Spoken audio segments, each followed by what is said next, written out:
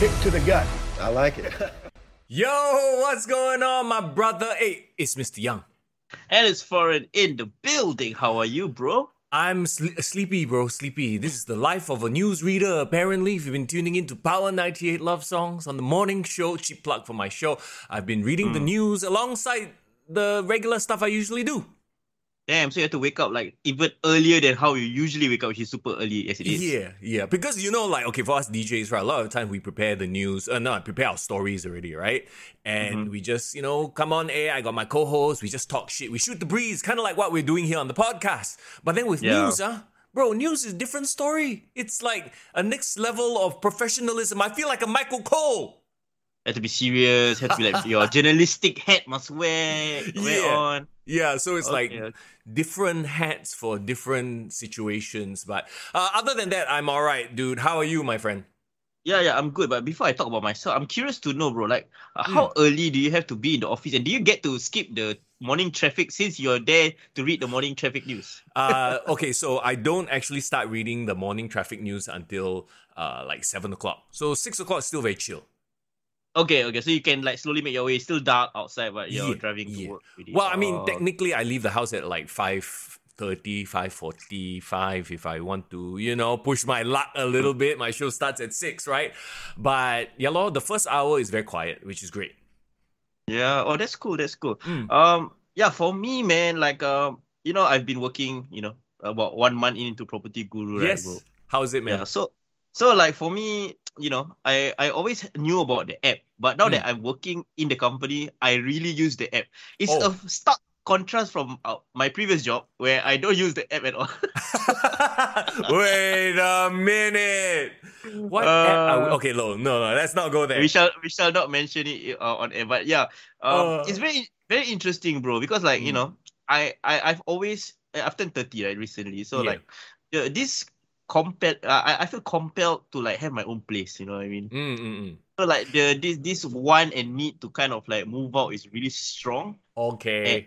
And, So I just been randomly looking at places to rent and stuff of that nature. Wow, bro, fuck man, I found a super good deal, right? Then right, I'm still a year away from you know what I mean, really committing to moving out. Because I can't just do it right now. I have to plan it out, right? Yeah, and you have to be comfortable in affording the place as well. It's a process, and it's all part of that process of you have a girlfriend, now you want to have your own space, have your place of your own, that kind of stuff. So I totally get it, dude. Yeah. Bro, I give you one teaser, bro. Just one teaser. Oh no, okay. I play all the filter, find all the right location, all. I tell you, do you believe me if I said that I found a penthouse studio apartment, 1,200 a month only.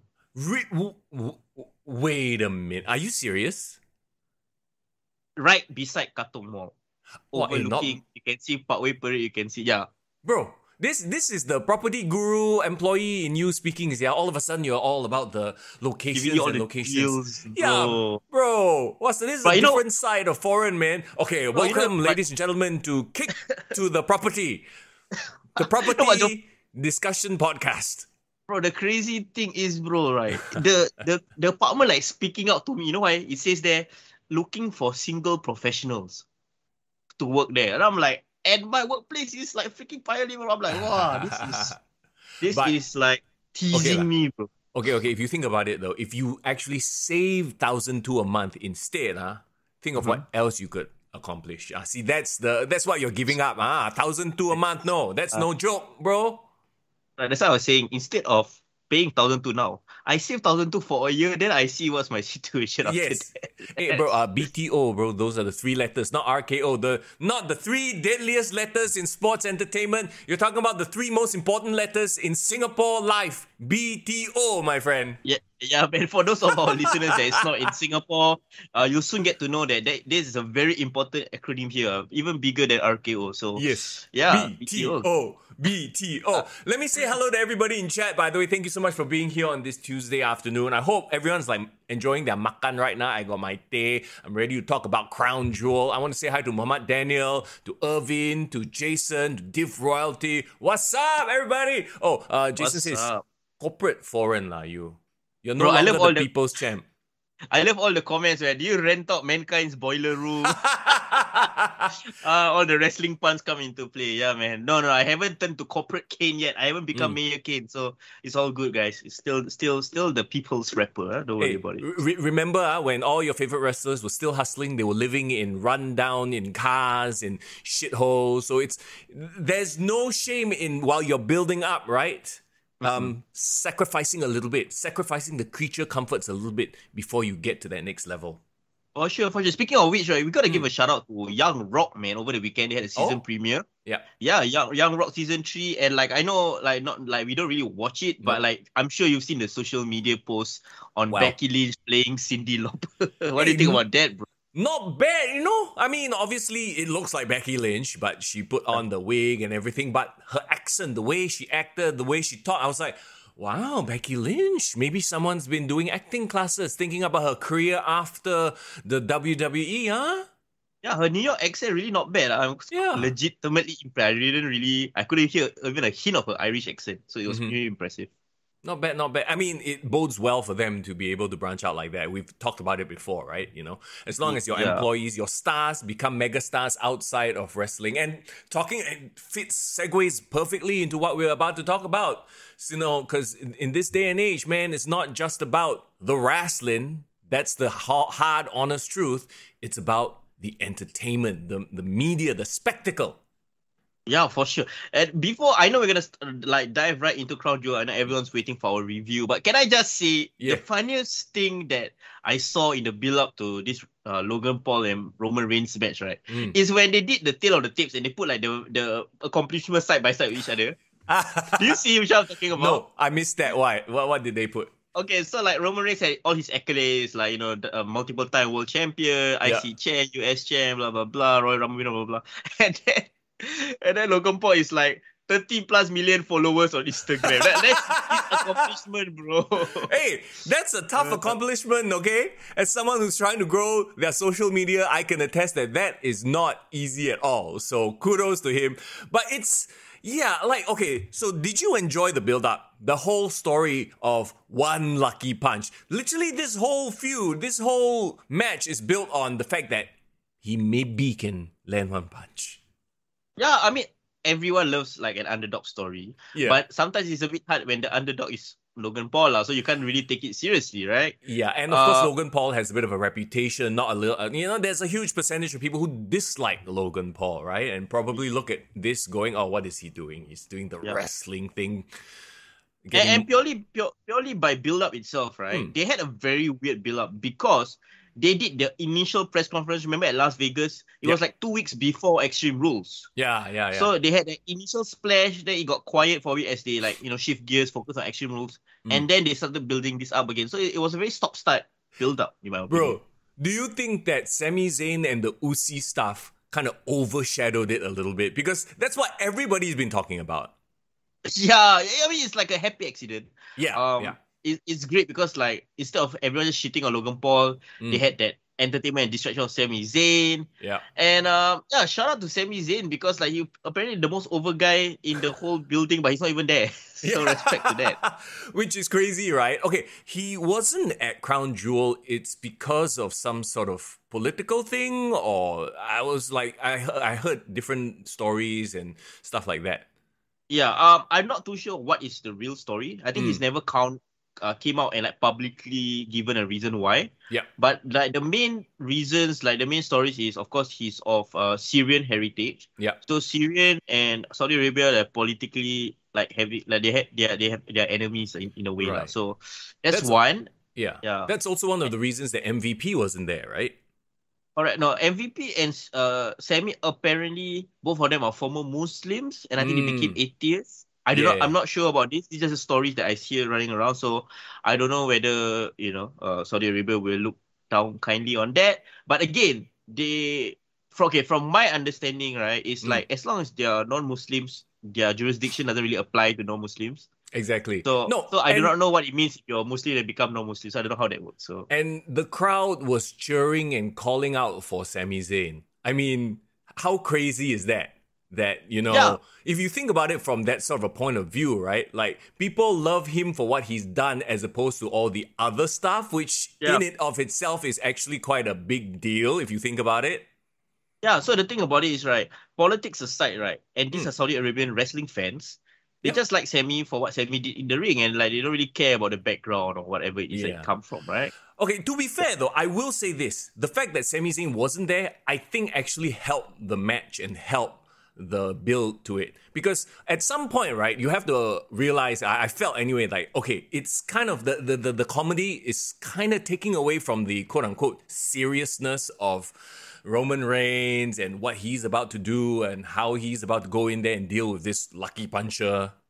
Yeah, I believe that not having Sammy there helps the match, helps put the focus on just Logan Paul's performance. If not, you know, everyone will cheer for Sammy no matter what, and Logan Paul will be like a, you know, background character, right? Yeah, in a lot of ways, I feel like it was a happy coincidence that he just, you know, wasn't going to be there. So that aside, So, okay, talking about the lead up to Crown Jewel, are you ready to jump into this one? Yes, for sure. Before we dive right, I just want to acknowledge what Irvin said, right? He said, like, does this help Logan's image more or WWE's exposure? What do you think about that? I think both grow. You know, both grow together. It's hard to say and quantify who helps who more. You know, obviously the YouTube fans are going to be like, yeah, Logan Paul is bringing the WWE out. WWE is going to be like, oh yeah, you know. I think both help each other. It's like Mike Tyson being involved in WrestleMania, what was it, 13 with Shawn Michaels and Stone Cold Steve Austin, right? It's like, you know, WWE gained, but also Mike Tyson got a bit of notoriety as well. So everyone gains in this sort of a situation, in this sort of collaboration. Yeah, and every time like Logan Paul posts about WWE or whatever he does in WWE, you see the comments, right? The celebrities that, like, you know, talk to him and kind of like, you know, interact with him are really legit celebrities. We're not talking about Johnny Knoxville or what, you know. It's like when he posted, like, he was at Saudi Arabia, he had like Kevin Hart, he had freaking like, I don't know who else, Usher, like you know, like proper celebrities, you know. Didn't he come into the press conference on a camel? Yeah, yes. What the hell? And there was this one time he wore like the entire, like the whole Arabic garb as well. So yeah, you know, he knows how to play. At this point in time, his social media game is like solid, bro. Like, no one can deny that, you know. Exactly. Okay, let's move on to the card then. A lot of ways going into this, I felt like this was a 2-match card. Like, I would actually go as far as saying a 1-match card, which is the main event. Oh, really? Okay. Yeah. What did you feel about that? Did you feel the same, or were there other matches you were kind of looking forward to as well? Honestly, it wasn't even a 2-match card. It was a 1-match card for me, bro. Oh, okay. Yeah, there you go. See? Yeah, but you agree. A crazy statistic we need to acknowledge, right, is the fact that Logan Paul headlined a show where Brock Lesnar was the undercard. What do you think about that, bro? Okay, to be fair, the first match out is not considered the undercard. Brock has been on the first match before of WrestleMania. You know, it's the mood setter. You throw something just as big. So the match that kicks off the show, honestly, is usually the second match on the card. As in second most popular match, the second biggest match. So them coming out first made sense, actually. It did make sense. It started off the night hot. I mean, you know, both like wrestlers are beloved by the Saudi fans. Interestingly enough, both of them technically are faces, right? And then when Brock started fighting with Bobby, it felt like Brock was going back to being a heel. But did you see the dynamic in the audience for this match? If I'm not mistaken, the crowd, if I remember correctly, it's been a couple of days, the crowd was all behind Lesnar mostly. And here's the thing, that's because Lashley is just not a strong character. Period. Yeah, they boo Lashley, right? Yeah. So it almost became Bobby Lashley became de facto face, de facto heel, which makes the match to me a little bit like meh. You know, I mean, just imagine if MVP had been in Bobby's corner for the past couple of weeks, hyping this match up, or, you know, being his mouthpiece. Like, it just, to me, didn't really work in terms of that like there's no heel or face dynamic. It's just two giant horses going at it. And do you remember the first time they fought? They had those incredible video packages of their history and, you know, how Bobby served in the Marines and how they, you know, started the amateur career, blah, blah, blah, all that kind of stuff, right? Yeah, this like time all around, the Royal Rumble stuff, right? Yeah, this time around, they did not do any of that. They just highlighted the recent stuff, which I was very like, oh, okay, that's curious. Why didn't they drag up the history on this one to make it even more, you know, like, to me, this match felt like the start of something versus the culmination of anything. Do you feel the rivalry felt tagged together as opposed to last time they actually wanted to really build up that first match, but this one felt like an afterthought, like, oh, okay, we need like a big match on this big show, let's put these two horses together not doing anything. Kind of feels like that, right? That's 100% it. It just felt like, oh, Brock needs a big payday, he's a big draw, Saudi Arabia ma, you got that, get that Saudi cash, baby. So the way it finished as well leads everyone, I think, is quite obvious. Leads us all to believe that there is more to this feud. Yeah, so why I kind of found that whole dynamic funny was, again, the crowd was loving Brock Lesnar, cheering him on. Essentially, Bobby Lashley felt like a face and felt like a heel. But the way the match was laid out, it made Bobby look like this like badass dominating Brock Lesnar. And I think the story they wanted to tell was like, oh, like Lashley's a match for Lesnar, but the crowd didn't like it. The crowd saw it like a heel dominating Brock Lesnar. Brock Lesnar felt like an underdog, which is so weird. Really? Right? Okay, to me, that signaled that, yes, they planned this match with Bobby Lashley as the heel in mind. So to me, that was perfect, you know?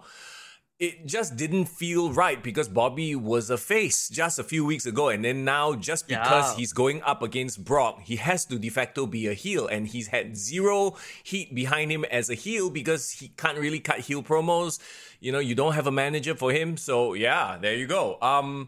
The finish was a bit flat and clumsy. Like, this is the classic. I don't know. I always go back to, who was it? It was Brett versus somebody, but this is how Brett beat them. Brett versus Roddy Piper? Like, was it Roddy Piper where he had him in the sleeper and then Brett outsmarted him, but instead of trying to break it, he climbs the top rope and then falls backwards for the pin, right? That's exactly what happened here, only not as pretty as Bret Hart did it. I mean, Lesnar and Bret Hart are completely different wrestlers, but yeah, I get what you mean, because like Bret made it look so smooth, and like the way Lashley kena pin, right, it was very clear his shoulders are not on the mat, so it looks so very bad. That's because his shoulders are jacked, bro. Can you truly ever pin Bobby Lashley? Okay, were you impressed by the fact that he could actually put Lesnar in the hurt lock, given how massive his shoulders are? Yes. I mean, because Bobby is massive to begin with as well. Like, this is one of those things that, you know... Okay, you know what this is? This is the much better version of Braun Strowman versus Omos. Yeah. If you think about it. We'll talk about that match in a bit, but like, that's the thing, right? Lesnar and Lashley, will bring it in the ring. Even if it's not perfect, even if it feels a bit dirty the way they're fighting. Yeah. But you can never deny the fact that they are well-accomplished wrestlers. They are mega stars at this point. Who wouldn't want to see Lashley versus Lesnar, right? Exactly. So to me, this was just, all right, let's start something at Crown Jewel. Brock is in here for the payday, but, you know, there was no build. And if anything, maybe they're building towards Royal Rumble or WrestleMania, something along the lines of, oh, you might have pinned me, but you got lucky. You can't break out of the Hurt Lock. I'm sure there's going to be a Hurt Lock challenge at some point. The Master Lock challenge. Remember that? Yeah, some show of strength or some like freaking, like, I don't know, knowing WWE, they will do something like that. Can we acknowledge what Irvin just said about the stat? That's a crazy stat, bro. Can you read that out? My God. The past 8 Saudi shows generated $400 million for the WWE from 2018 to 2022. That's almost 2 times as much as all the WrestleManias combined, which generated $250 million in revenue from 85 to 22. Bro. I know a lot of people like who are very politically minded. They be like, oh man, WWE stink for taking this Saudi money, blah, blah, blah. Bro, if somebody waved $400 million in front of your face, you don't take, Please, bro. You are dumb if you don't take, bro. Yeah, You a liar is what you are if you're like, nobody's paying you 5 cents to go to Saudi Arabia, so shut up. Okay, That's for the people who get all political. This is exactly the same argument that football fans are having. They're saying like, oh, we don't want to take blood money from this. You think Newcastle fans are complaining right now, bro? Do you know what happened to Newcastle recently, right? No. Why? They got bought over by the royal prince, like the Saudi government. Oh, is it? Like a Saudi investment back. Okay, it's like an investment company that is backed by the Saudi's government. So it's like basically like their Temasek Holdings, lah, bro. Okay, sure. It's the best way to localize it. Yeah, bro. Fucking now, Newcastle is like a mega rich club now, bro. And then like everyone is complaining because it's like, oh, you know, how dare you take this money? They have terrible human rights record. Yeah. But the day they signed that contract, that was like early this year. Fucking hell, all these magpies, all these people from Newcastle started wearing the Arab headscarf. Yo, what the hell? Wow. Yeah. I mean, that's the sad truth. Money makes the world go round. All of a sudden, best friends. If I tell you, if WWE had the chance to make WrestleMania in Saudi Arabia every year, I think they would do it. Oh yeah, can you imagine that? By the way, like WrestleMania live in Riyadh. Like, what? Okay. Oh my god. Okay. Can we also acknowledge what happened? What went down at the press conference? Do you like eyeball a bit of the press conference before the event? What? Where Roman Reigns brought up Uzi and Sami Zayn, is it? Yeah, that's the one. And where Logan Paul came on the camel and they did like the weigh-in and all that. Can I just say, right? I do not know what it is about the recent press conferences that WWE has done, but it's fucking exciting, bro. It's really like UFC style. Yeah. And there's actually new stories coming out of the press conference. And it's not like they just pat themselves on the back. You know, it's really they are driving storylines and they make them come across as legitimate, bro. See, this is the difference between WWE knowing how to work a press conference, doing it UFC style, like you said. Logan Paul, he knows how to do a press conference. He's done a few, his brother as well, you know, with all those boxing events, right? Versus AEW's press scrum. Look, at the end of the day, we all know what that is. It's Tony Khan wanting to be like, oh, look at me! Trying to get his attention out there. He wants to make himself the star in front of these wrestling journalists. Like, do you think obvious. Do you think Triple H would do that right now? Do what? Make it about himself? No, he knows. He has the business in his veins. He's a student of the game. All those cliches, right? Like, he's not there to try to make this about himself. He's tried to not make it about himself, which is great. You know, he hasn't been involved in too many storylines. Once in a while, he shows up because people know that he's in charge, right? So it adds to the storyline, but he doesn't distract from things. He certainly doesn't go to press conferences, field questions, and take interviews and not answer questions. Bro, which is a great turnaround from 20 years ago, I must say. Because when he was the era of Triple H in charge of starting Raw every single freaking day. Remember that time? Bro, that's so crazy. Like, I remember like disliking Triple H because it was like, oh my god, Triple H again, right? And I was a fan of Chris Jericho, and now the tables have turned. I think you feel the same way as well with CM Punk. Like, oh my god, why are they holding down this guy? He's the best, he's my favorite. And then now CM Punk got his issues. It's like the reign of terror has turned its tables, bro. Huh? Maybe Triple H was right all along. Okay, let's be fair. We will talk about AEW. I know this is going to be a WWE-centric podcast. Yeah. We will talk about their issues soon. But let's get back on track here with the match card. So after Lashley lost to Lesnar, which was quite a surprise given how they dominated. So they are 1-on-1. They are 1-to-1, right? 1-to-1, that's right. So obviously, you need the big blow-off match, which will happen. I don't think Survivor Series. Do you think it's too soon? I think it's too soon because I think all the focus should be on War Games, right? So right. No. Sorry, bro. You said it wrong. War Games. Yes.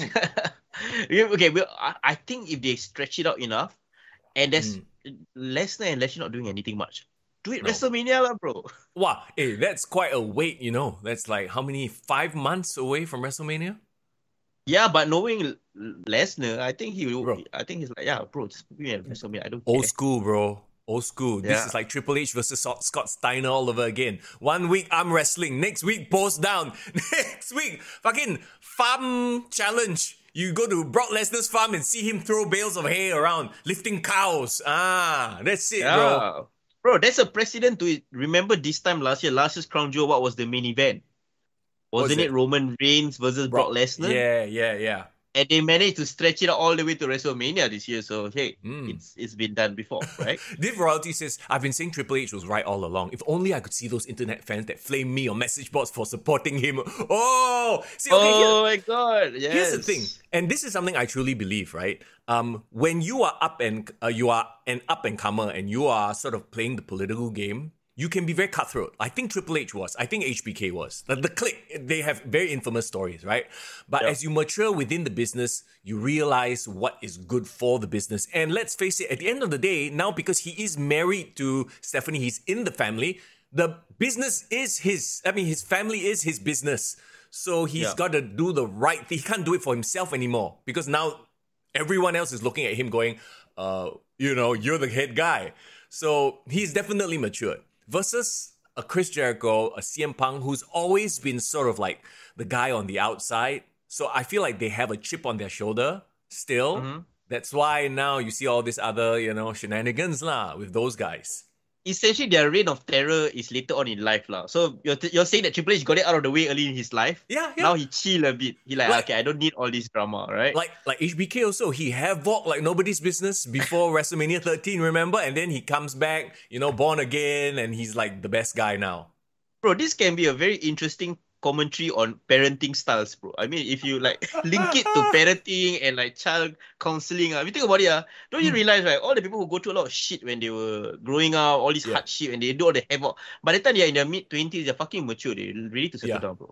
And then the one that really control themselves, kena control by their parents growing up, and then the moment they got a bit of independence, havoc, bro, even though they're 30 or what, they're freaking just going crazy, bro. You know what I mean? Chris Jericho now has a billionaire listening to him. Wow, he havoc, bro. Do all sorts of bullshit. Bro, is this him going through a midlife crisis? Just your opinion. Maybe. I don't know. Oh my God. Okay. Let's come back here. Can we also right now, somebody brought it up in chat as well, right? Mention the Saudi crowd and how I love the foreign crowds because we've talked about this before. These are crowds that don't get to see the WWE often. They need to go overseas more often just to get these incredible reactions. Remember when they were in the Clash at the Castle? Yeah. Every little thing felt bigger and better because the crowd appreciated them. I think in the US, the crowds are getting bored. Yeah, okay, that's my exact thing, right? I always wondered why WWE never just, hear me out, bro, keep their big four in the US and then do all those small pay-per-views all over the world. I think they will appreciate it much more, right? I think it's tiring for them to do so. It probably costs more, domestically. Yeah, domestically it makes more sense to just, do your house shows. And don't forget, they have house shows also, And then, okay, just to sidetrack a little bit, if you watch AEW, right, their crowd reactions week by week getting less and less. It's a far cry from 3 years ago when they first started and Jacksonville in Daly's place. Everyone's excited, right? Now when they go to Daly's place, it's like, how many times have they gone to Daly's place? That's why, right? They need to. Yeah, for them they need to find new markets. They need to go out and run international tours per se, right? That's why when they did that Canada show, Canada was hot for them because I don't think AEW ever went there, right? So now they've hit this point where they keep going to the same places. That's why you notice, and also plus the booking, but we won't get into that on this podcast. That's why the crowd reactions you see and hear at AEW shows are also falling off a cliff. Yeah. Okay, I understand that it is expensive to do proper grand scale shows overseas, and that's why they've usually done house tours while they are overseas, right? So it's easier to and they can use a skeleton crowd to do it. But what I'm proposing is, right, why don't they do bidding, right? How host countries bid for the World Cup to host it, but they can bid it and maybe not even keep all the big four in US, maybe once a year put a Survivor Series in the UK or freaking SummerSlam in wherever it is because I think there is a potential there because, like you said, there's so many starved fans. You do a show in Singapore, right? Honestly, the Singapore reactions. Do you remember how amazing the crowd reactions were for like Nakamura, Yeah. AJ Styles, and they legitimately were so like touched because I don't Yeah. think they get those reactions back in the US. The problem with that, though, I don't think the market is big enough in Singapore. Unfortunately, as much Yeah. as we want them to be here, remember those shows? I don't think they were sellouts either. Yeah, they weren't. Like, if you can't They sell out a weren't. house show, how are you going to sell out a stadium show? You know what I mean? Yeah, yeah, for sure. So again, like there is some way of thinking about it, but WWE is trying to create presence all over the world with their NXT. Well, let's talk about it. SmackDown Yeah. World Cup. Yes, amazing. I'm a bit like scratching my head. Why is it a SmackDown brand thing? So this just was it a 10-man or 8-man tournament, right? Yeah, I can't remember. But like, I mean, I can see something like I thought it was going to be a WWE Network special, you know, along the lines of like remember the 205 Live or 205 Classic? What was it called? 205 Cruiserweight Classic. Cruiserweight Classic, yeah, something along those lines where they put in like, you know, country of origin and made that a thing. But like, okay, in this case, why SmackDown World Cup? Like, if any show needs extra content, it's Raw, isn't it? Yeah, I'm not too sure what is the logic behind it, but what's the price on the line? Like, is it getting a title shot? Or what? Oh, okay. I just Googled it, right? This one, according to WrestlingHeadlines.com, so if it's wrong, go and blame them. The winner of the WWE SmackDown World Cup will receive a shot at the Intercontinental title. That makes sense, kind of, right? Intercontinental? Okay. So Around the world, right? Yeah. yeah, and in a way, they are elevating the Intercontinental title as well, you know? So if they do a US title tournament, it's called like the US Domestic Cup. Okay. At first, remember when Triple H announced like something along the lines of a World Cup, I thought it would be something bigger, like an NXT, like NXT Japan, NXT UK, you know, and culminating in one big. But if it's just so this just sounds to me like a plot device to get the next challenger for Gunther. That's it. Yeah, but if you think about it, if they do it right, this could be like a yearly thing for the Intercontinental title, Yeah. and it could create increased prestige for the Intercontinental title, right? Bro, and you know what's happening at the same time, right? What, with Gunther? No, in the world. Oh yeah, The the actual World Cup. Okay lah, yeah lah. So they are doing like World Cup happening. Qatar, we do SmackDown World Cup. Okay, so Bro, this. I can't believe it took me so long to get that link. Bro, at first when he announced it, Triple H said this, I thought this was going to be like a big worldwide thing. Now I realize, it's just like a storyline device. Look at that, you know, because World Cup Yeah. it's for the algo. I often say it's for the algorithm, bro. So when people search, hey, got SmackDown World Cup also come up. Smart. Hey, Jason, bro, I know one person who loves tournaments more than Triple H, bro. Hey, I saw a graphic on social media. They're doing another tournament, aren't they? On They're AEW. doing a tournament for winter is coming, yeah. Yeah, for the world Fuck title, off. yeah. Look, the second I saw AEW and then I saw tournament, I just glossed over it. I roll my eyes. I'm like, I'm done with this shit. No, I am so done with AEW and their nonsense tournaments. They need to put tournaments to rest for at least half a year. You need to just let it rest in peace. Oh my god, we are so distracted from I our know. Crown Jewel review. Okay, come, let's come back. Next match. Is Damage Control versus Alexa Bliss and Asuka. And I know a lot of people are complaining, hey, why they lose their titles so fast, right? I think what a lot of people speculated is true. They wanted to give the Saudi audience a title change. I think so too. I think it's stipulated in their contract. At least one title change must happen in Crown Jewel, bro. Do you think so? Yeah, and every other match, there was only one. There were a couple of other title matches. They didn't want to switch the titles. Okay lah, just friggin' this is the most meaningless titles. Switch it on Raw, and then I'll switch it back. So my question is, why not they keep the titles all the way until Crown Jewel, then drop the titles to, Alexa Bliss and Asuka instead of doing that whole hot potatoing? You know what? Actually, I don't mind it because so far, like right now, if you look at the landscape, you have very strong champions that have been holding the belt for a very long time, I think it's okay to have one or two hot potato belts. You know, sometimes, like, do you remember back in the day, the European title or the Intercontinental title, like, you would have various contenders and they were all like legitimate contenders and they would swap back and forth in between. Oh yeah, for sure. Pay-per-view. So I don't mind that much. The only issue here is I find everybody involved in this very bland and their storyline has been shit.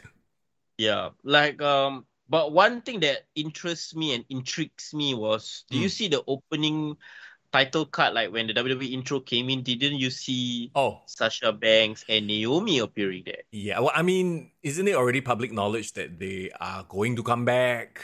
It's just a matter of when. So don't you think that it makes sense by the time they come back, they would want to face Damage Control as opposed to face Asuka and Alexa Bliss, right? Yeah, that makes perfect sense, right?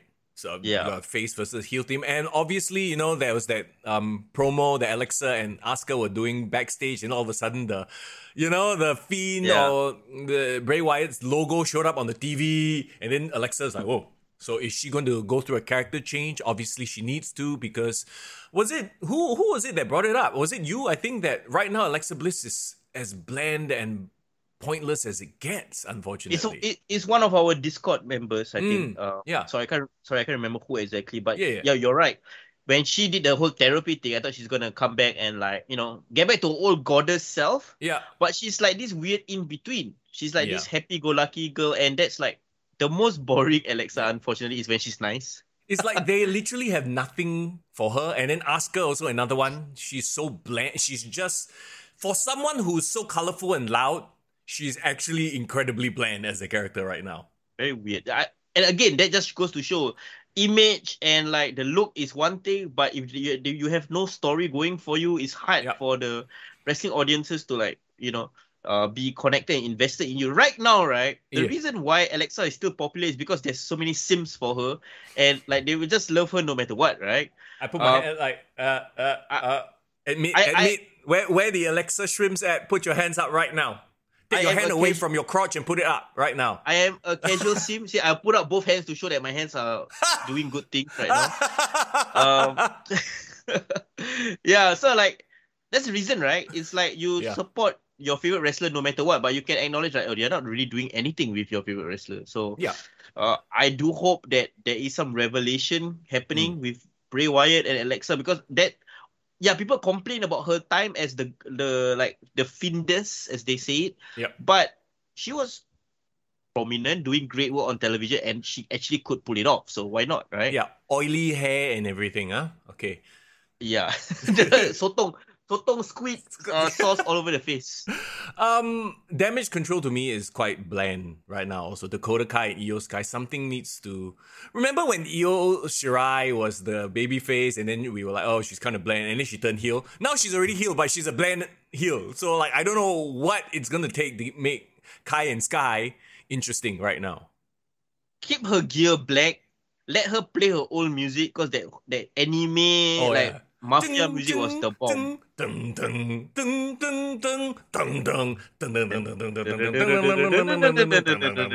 Yeah, that was so dope. I felt like I was in Tokyo, man, like Bullet Train, doing some shit. Irvin says Io and Kai knows chemistry. That is very true. Like in the ring, it's all right, but on the mic, they literally have nothing in common. I almost would put Io Sky and Asuka together. Why not double turn? They swap partners. They do matching swapping partners. I mean, I don't know. Like think about this, all right? Like this is like the Kabuki Warriors Part 2. You can have Asuka doing her in Japanese, of course, not in English, and then you have Io Sky at the back doing her like I don't know what look that is. You know, where she bends backward and she has like the geisha look. I guess. Yeah, whatever. Like, but like she's high on some shit. I do have to admit that doing that might sound convenient, but it also feels very lazy also. Yeah, two Japanese women, just put them together, fuck. You know what I mean? But well, it's better than their current matchups right now. Their current matchups are doing nothing for them. Yeah, so if they actually kind of show what is it that they do, or like have a story. Again, it's all about the story, bro. You can have two most random people. Like Sami Zayn and the Bloodline technically don't make sense, right? Yeah. No, but I mean, okay, that goes to Sami Zayn. And it's not even, here's the thing. We all have heard, right, that the Sami Zayn storyline it was supposed to have been like a couple of weeks and then he's going to, tag up with Kevin Owens or move on to something with Kevin Owens. Maybe Kevin Owens and Sami Zayn versus the Usos. And kudos to Triple H, unlike a certain Tony Khan, Triple H knows how to capitalize. Oh, something is hot right now. Let's just go with it for a few more weeks. Instead of, let's just follow the plan we have very rigidly. Tony. Yeah. So I think we in Triple H we trust, but again we have to admit like the women's tag team division they have been trying to give it more importance, but it's still very hard for us to connect as fans. So it really needs some Sasha Banks and Naomi right now, to be honest. If your champion is unconvincing as a team and you only have literally one other team, that's not a division. Like you have who else? Raquel and Shotzi. Because even Raquel and Aaliyah made no sense and had zero chemistry also. Yeah, but remember the tag team tournament who they had, but they got injured? Toxic Attraction. Yeah. Would have been an interesting part. Yeah. Could have been. All right, let's move on then. The cage match. Okay, Drew McIntyre, Karrion Kross. Remember going into this, we were like, it doesn't matter who wins, they both lose. I feel like that's what has happened here. Even with Scarlett still doing her shenanigans, she still lost, right? Karrion Kross still lost. It was a hard-hitting match, don't get me wrong. Yeah. I feel like it's Karrion Kross. Like, I'm done. Not say done. Like, I don't know what can make Karrion Kross come across as a more menacing... Because he's already like a big guy, he's jacked, he's a hot valet, he has creepy music, but something about it just doesn't work. So Karrion Kross comes across as a cross guy. Okay. I'm done with all my cross jokes. Okay, wait. Yes, wait. Karrion Kross, right? Like we've already said, you've even established from his time in NXT. When he was NXT champion, didn't you say you find him boring? Yep. Right? Yeah. And then like we said, like if it wasn't because of Scarlett, him on his own, he can't make it. Right? But is he suffering from the Mark Merrow problem? Ooh. So at some point, are they going to turn him against Scarlett, and then his career goes down the toilet? Then Scarlett become like the Sable of the WWE. It's just Sable matches. Scarlett fucking wins the women's championship just because she's hot. Yeah. I don't know. Like, okay, did you enjoy the match as it is? I think it was a hard-hitting match. I think it was all right. But yeah, and maybe it's his work as well. It's not bad, but it doesn't stand out to me. Yeah, and technically this is his first loss on main roster television. I mean, don't count the previous time, but in this run, right? Yeah. And he has been in the company for 3 months, exactly, apparently. So that came out like some stat. So I don't know, man. If he was on probation, right, I would say he just did like a okay job lah. Can be better lah. And I think this is also a case of them booking themselves into a weird corner, right? Like if Drew lost, Drew would have looked like shit. And if Karrion lost, in this case he did, I think he did look like shit. So I mean it was a cool moment to have the drones make the sword, and they had several drone moments as well. Once again, woo! Love the drones. And we know how much drones cost, huh? Oh, yeah. It's really they really got money to kill. Wait. So right, remember how when Kross debuted, he beat up Drew McIntyre in front of Roman Reigns, and everyone thought, wow, this guy can be a main eventer, like future challenger for Roman Reigns title. Right now, 3 months in, I think he's mid-card right now. Yeah, maybe upper mid-card, but you're right, mid-card. Maybe have him go for the Intercontinental title. Yeah, like keep him at that level, because he's proven that he can do promos, right? No problem with promo. But when you put him in the ring with Drew McIntyre looks bigger, better body, looks cooler, looks like a main eventer star. Yeah. And he kind of looked like just a guy with tattoos. So it's like it's hard lah, because like we've seen people like that. We've seen like people like Aleister Black, Malachi Black, who not really looks like a main eventer, but because he has been put in a position to like excel, he felt believable as like NXT champion, right? Yeah. So yeah, I think he needs some work lah. Irvin Not there says make yet. him Nikki Cross's brother. Oh my god. Who's that? I finally got it. Nikki Cross and Karrion Cross. One with K, one with C. Oh my god. Yeah, his backstory right now, I still don't get why he is Yeah. what he is, who he is, right? Maybe I think I mentioned this in previous shows in podcasts. Maybe just have him start bullying people. Bullying the smaller beloved wrestlers. Yeah, like kill Ricochet lah. Who cares? Just kill him once in a while. Like let him kill Mustafa Ali. I feel like he's going down the Heidenreich route. Like he's obviously a better wrestler than Heidenreich, but to me he's going down the Heidenreich route of like intimidating character. By all accounts, he should be a main event star, but it's just not working. Yeah, he's missing something lah. And it's funny, bro. You mentioned Nikki Cross. Nikki Cross appeared in the tag team match, but we never even mentioned her factoring into the ending. That was how forgettable it was. I'm so sorry. I mean, I'm glad that she's back as the Twisted Sister. Don't get me wrong. Yeah. But yeah, unless she starts hanging out with Alexa Bliss and reforming that tag team, I don't know. I don't know what the point is of that.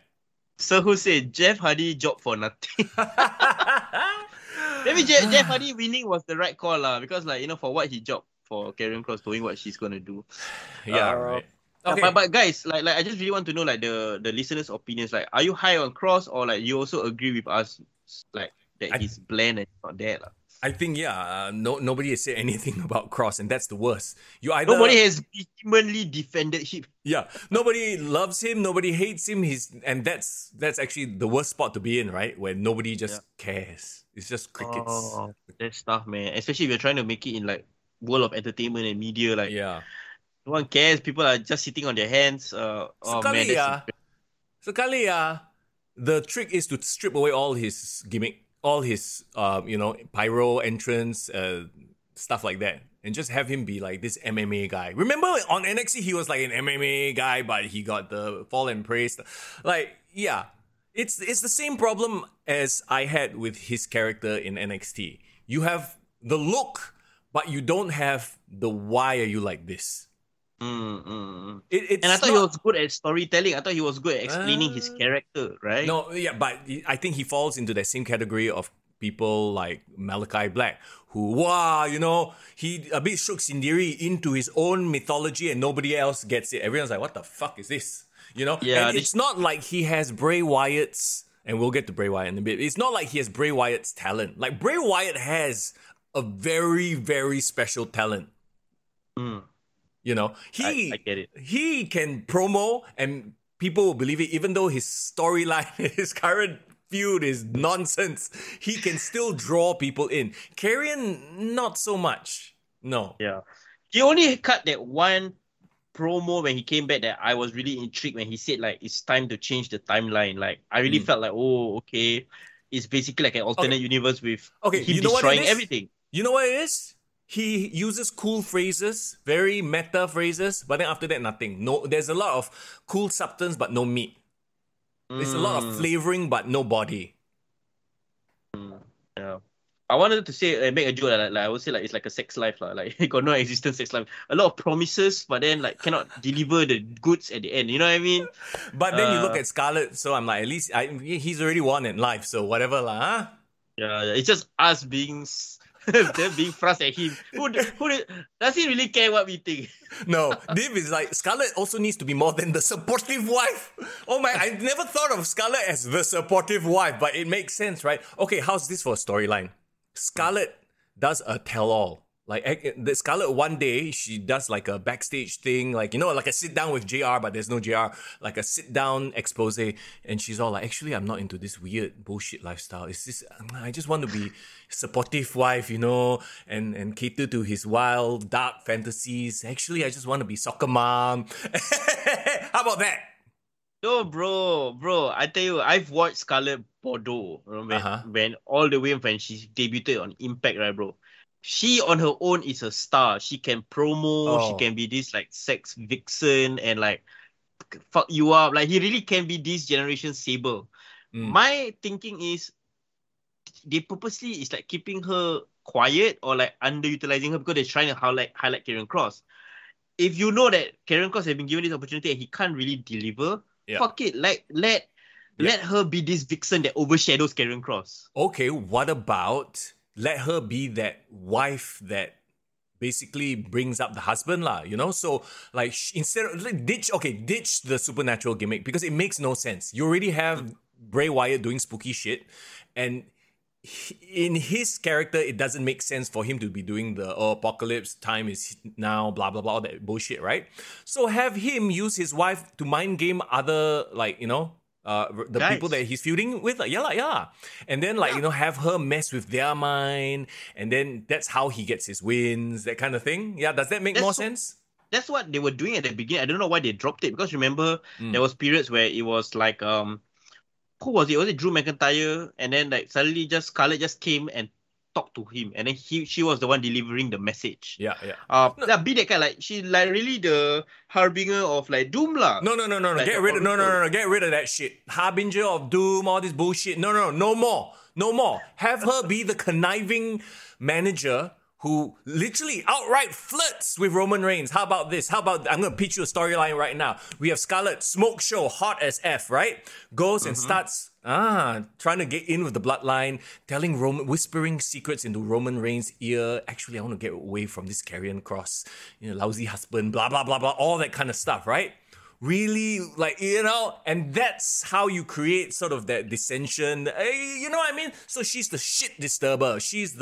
But actually this whole time she's trying to get her man a shot, get him a way into a title match or something like that, right? Bro, I would agree this with you 100%. If it was in the Attitude Era, bro.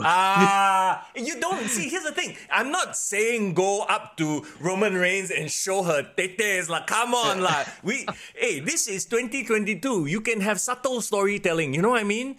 Just like have her whisper, like, you know what? Like what Rhea Ripley is doing. Just whisper in Roman's ear. Hell, you start at the bottom of the rung, right? You start with Sami Zayn. Then you move up to the tribal chief. Whisper into the tribal chief. Oh, got camera. Close the door. Bro! Oh, that's kind of like, okay, I like that. I like that subtlety. Can you imagine, right, one day, like, she walks up in the room, and then she just, like, into the locker room, and then Roman Reigns says, like, what do you want? And then she, like, goes up to him. No, she says, what do you want? Closed door. Bam! Bro! WWE, please hire me. Right, your salacious storylines. Bro, you better toe that line before you become Vince Russo a bit. You just stick it right at the line. Vince says, try to seduce Solo. Oh dear God, Solo, the whole part of Solo is to not break character. If he break character, he's gone already. No. You have to go straight for the top dog. This sort of character must go straight for the top dog. Cannot go for like underling one. I think if Karrion has a program with Roman, this can be a way to make him feel like a threat. Yeah. By having this Scarlett factor, I think that would be really, really cool. So my whole point is not have Scarlett just be the end is coming. Like what does that even mean? You know, to Div Royalty's point, she's just being supportive wife. No, she needs to be conniving, get into people's heads, thinking that she's on their side. Actually, no, she's helping her man destroy you. Make her a star. I think that's what I'm saying. It's like I feel like she is been on WWE TV for a while, but she hasn't had the opportunity to be a star on her own. She feels like just a valet, which is very doing her this service lah. And okay lah, if it doesn't work out for Karrion, at least you built another star in Scarlett, right? So you've gotten yourself a Sable, you've gotten yourself a Maria Kanellis. Yeah. So there's either she becomes the Sable of the division, or she becomes Maria Kanellis, which is like which like is basically we've just thrown Karrion Cross out of the window. Yeah. We buried him.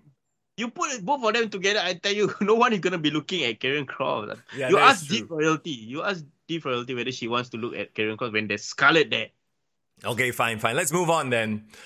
Judgment Day versus the OC. Wow, this poor Carl Anderson. Okay, you know what? They probably paid them a lot of money, so that's why they basically came back to job over and over again to the Judgment Day.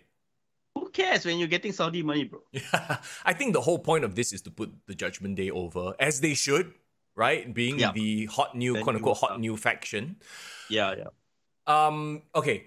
Anything you want to bring up from this match other than the fact that I guess the right team won? Well, I am actually more intrigued to bring up what happened on Raw, bro, because I think the fallout from Raw is much more intriguing than what happened on this match at Crown Jewel. Do you see what happened on Raw, bro? No, I have not. Like immediately afterward, I came back. I took a nap. I was way too tired, so no no social idea. media, right? No. Okay, great. So what happened was, oh man, great! Now you're gonna spoil it for me. Thanks, bro. Okay, go ahead. Bro, you know that you're gonna see it anyway.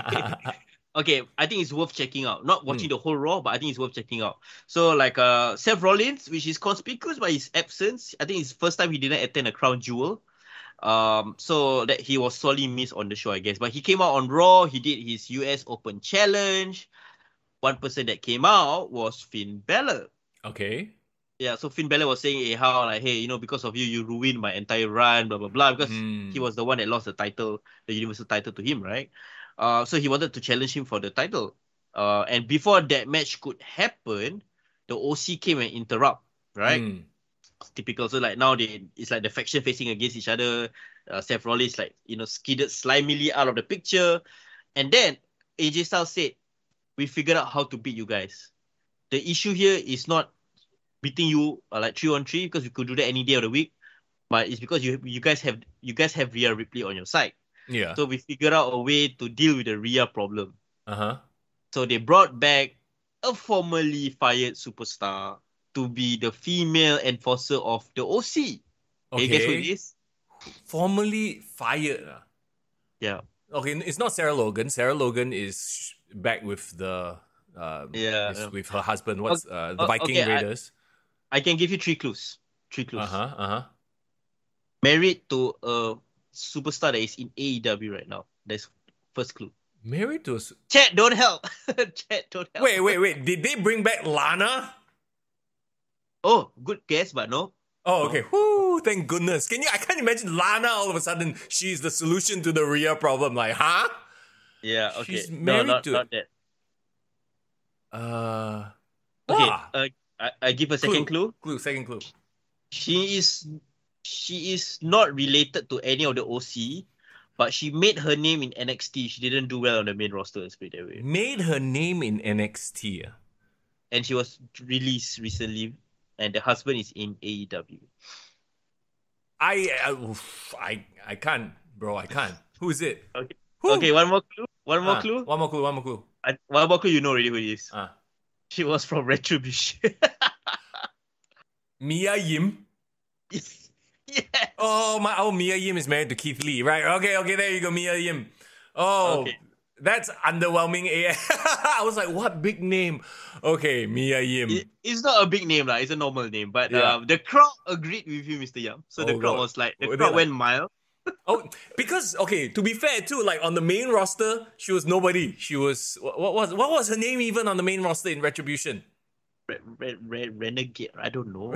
What on the R? What on the R? Yeah. But okay, so Mia Yim is now the solution. So so Mia Yim will be facing off against Rhea. I guess they wanted to get a younger Beth Phoenix while Beth Phoenix is not around lah. Yeah, they're saving Beth Phoenix for Royal Rumble or WrestleMania, so now they put in one Mia Yim first lah.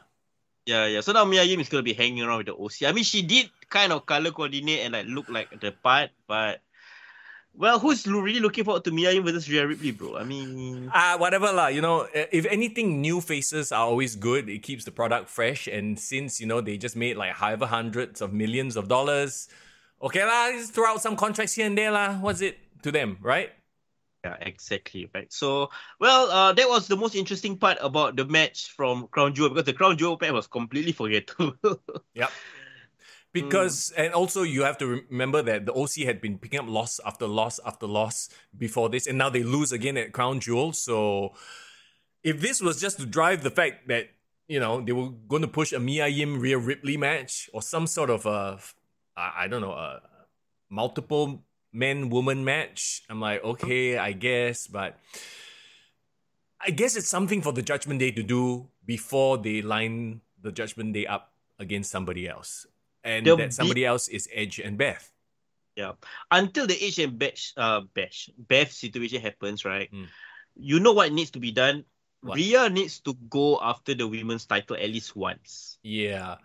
I honestly though, I would rather her, that's the thing. I don't know if she should have that match versus Beth first, then move on to the title picture, or move on to the because I feel like if she were to go after the title now, she needs to win it.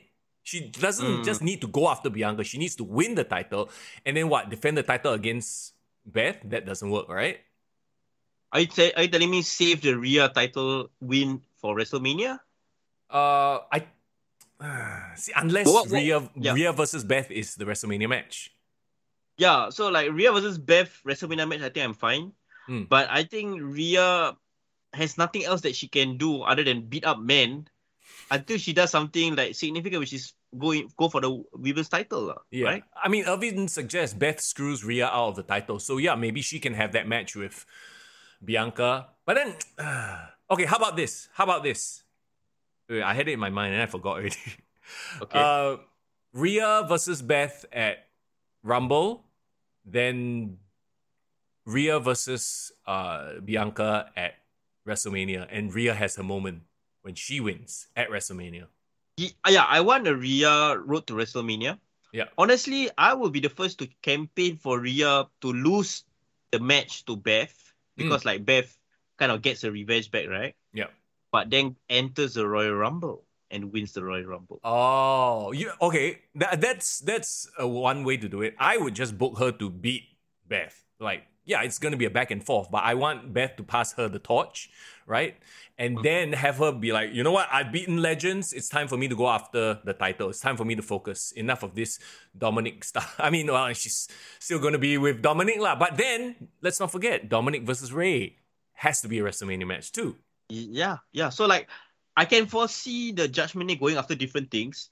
My question is, where does this leave Damian Priest? Where does this leave Finn Balor? What can they do? Because the path for Dominic and Rhea is pretty clear. Yep. But there's these two other guys who are very underutilized, or as you have put it, bland, as it is. No. Damian Priest looks good, sounds good. Finn Balor has been the one who's been bland for some reason.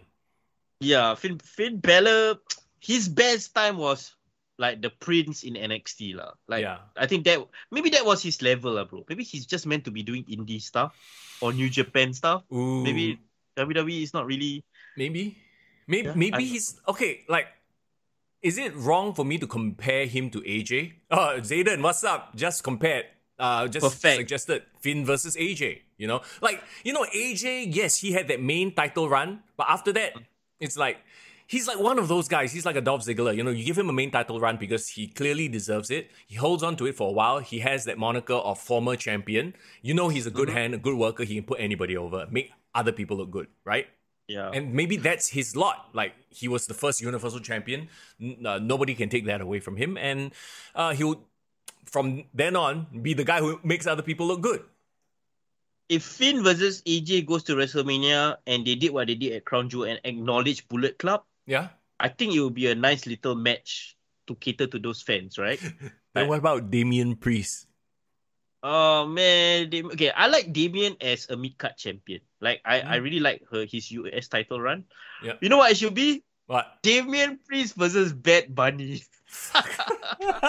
He turns on Bad Bunny. Turn heel on Bad Bunny, bro. Bro, that's the call. And when is this Bad Bunny movie coming out? Isn't he making like a Spider-Man movie or something? Oh yeah, that Mil Muertes. Oh fuck, yeah. He can, to promote the movie, go and fight Damian Priest. Yeah, you know what? I think that would be a match that definitely happens because now Damian has fully turned heel. Yeah. Then like, you know, when he comes back, he can like, hey, you know, like, bro, blah blah blah, amigo. Then suddenly kind of beaten up by the Judgment Day. Question: is this gonna lead us to a situation where WrestleMania, right? It's like Logan Paul. You know Logan Paul is gonna be there. You got Bad Bunny. You got Johnny Knox. Like, basically half the matches are celebrity matches. Okay, but I don't mind because these celebrity matches, if they are done well, like built up well, and you know, so far all of them, I don't know about Johnny Knoxville, but the rest of them can deliver in the ring. Mm-hmm. Why not? Right? Sure. Why not? Okay. Yeah. Referee Ryan, what's up? He says, did someone say Battle Royale? McAfee versus Logan Paul. Oh my God, we forgot about McAfee. He's probably going to be back during that time too. Yeah, you see. McAfee versus Logan Paul versus Red Bunny in a triple threat celebrity match. And then you realize actually it was the wrestlers making them look good, huh? No. McAfee versus Wade Barrett for Michael Cole's love. Oh my god, yeah. Oh, McAfee versus Corey Graves for the battle of the new announcers. Yeah. Because they've talked shit about each other before as well on commentary, right? Okay, let's move on. We're going way off track here. For sure. Oh boy. Braun Strowman versus Omos. You know what? I will say this. I think my standard for Omos is so low. When I saw him there and he was like talking trash, I was like, okay lah, got improvement. That's what I felt. I don't know if you felt the same. Okay, I need to say I'm biased. I watched the press con, and honestly, the press conference like make me hype for Omos versus Braun Strowman. I don't know how they managed to do that, but they did. How? Who did either of them talk during the press conference? Oh yeah, they were shit talking each other. It looked like a boxing press conference, definitely between the both of them, or like a UFC. Okay. Because one thing I never really appreciate, right, is that Omos has a fucking scary voice, bro. He's like growls like a bear. Yeah. So maybe somebody told him that, and that was what he was doing in the ring. The only thing is he needs like more trash talking lines. Maybe MVP can help him out because it felt like he was saying the same thing over and over and over again. I'm like, bro, get some new material. He's like main thing he keeps saying. But you know what I mean, right? He kept saying the same line over and over again. But like in the press conference, I think what I realized is that Braun Strowman is actually beloved by the Saudi fans. He come in like he fucking Tyson Fury, bro. Like, everyone's like cheering for him. Bro, don't forget, he was the first greatest Royal Rumble winner, you know? He had the green color belt. Remember the green belt? Yeah, he did. So like for a big man match, right? Yeah. Hey, I think this is better than Great Khali versus Kane. You know? It's definitely better than fucking like Mark Henry versus Big Show. I will say this. They did this match in the right place. The fans appreciated the spectacle, and maybe the fans haven't been watching enough to get sick of Omos, because you know Omos was so poorly booked previously, right? That when this finally happened, it was like, wow, what a spectacle. Big, huge, towering men just beating the piss out of each other. Yeah, they make a good they really did a good job. Yeah, they really did a good job making Omos felt like a threat. Despite all the bad booking, I think they really focused on his natural natural qualities like him as a giant, he towering over Braun Strowman, who is already huge. And they play into the fact that whether can they body slam each other, and when he was teetering, they did it the right way, and you said they did it at the right place. Yeah. So. Irvin says, I wonder how WWE is edited in Saudi. Actually, that's a very good question, you know. Do they get full Raw and SmackDown, or do they get like a magazine show, like a Superstars, or do they even get it on free TV? Or is it like a cable thing, you know? All that actually comes into play. Because, like I said, if you've never really watched Omos, Braun Strowman before, or any of like what they've been doing on Raw and SmackDown and whatnot, right, for the past couple of months, if you are just there, live, seeing these two gigantic towers of humanity for the first time, of course you're going to pop. And then you remember Braun Strowman from a few years ago. He was, this is the guy who won the big battle royale, right? Of course you're going to cheer him what? Yeah, exactly, right? And like, they like spectacle. I think they are very used to like larger than life characters from their wrestling, right? I don't know. Remember there was this one story about them wanting to bring Yokozuna and Andre the Giant to the show because they thought that they are still alive. Right. Yeah. So there you go. You know, a generation behind. No immovable object and unstoppable force reference. Hey, what? Really? The commentators need to step up, bro. Why didn't they say that line? Immovable that is like object. A low-hanging fruit right there. They can just use it anytime. Talking about the commentators, was it only Cole and Barrett? It was. I didn't hear any Corey Graves or... My thinking is because like it's very close to Raw. So I think they didn't want to use all of the Raw people. Right. Yeah, because that could be the reason as well, yeah. They have mentioned before, like PLEs or Premium Live Events would be Michael Cole and Corey Graves.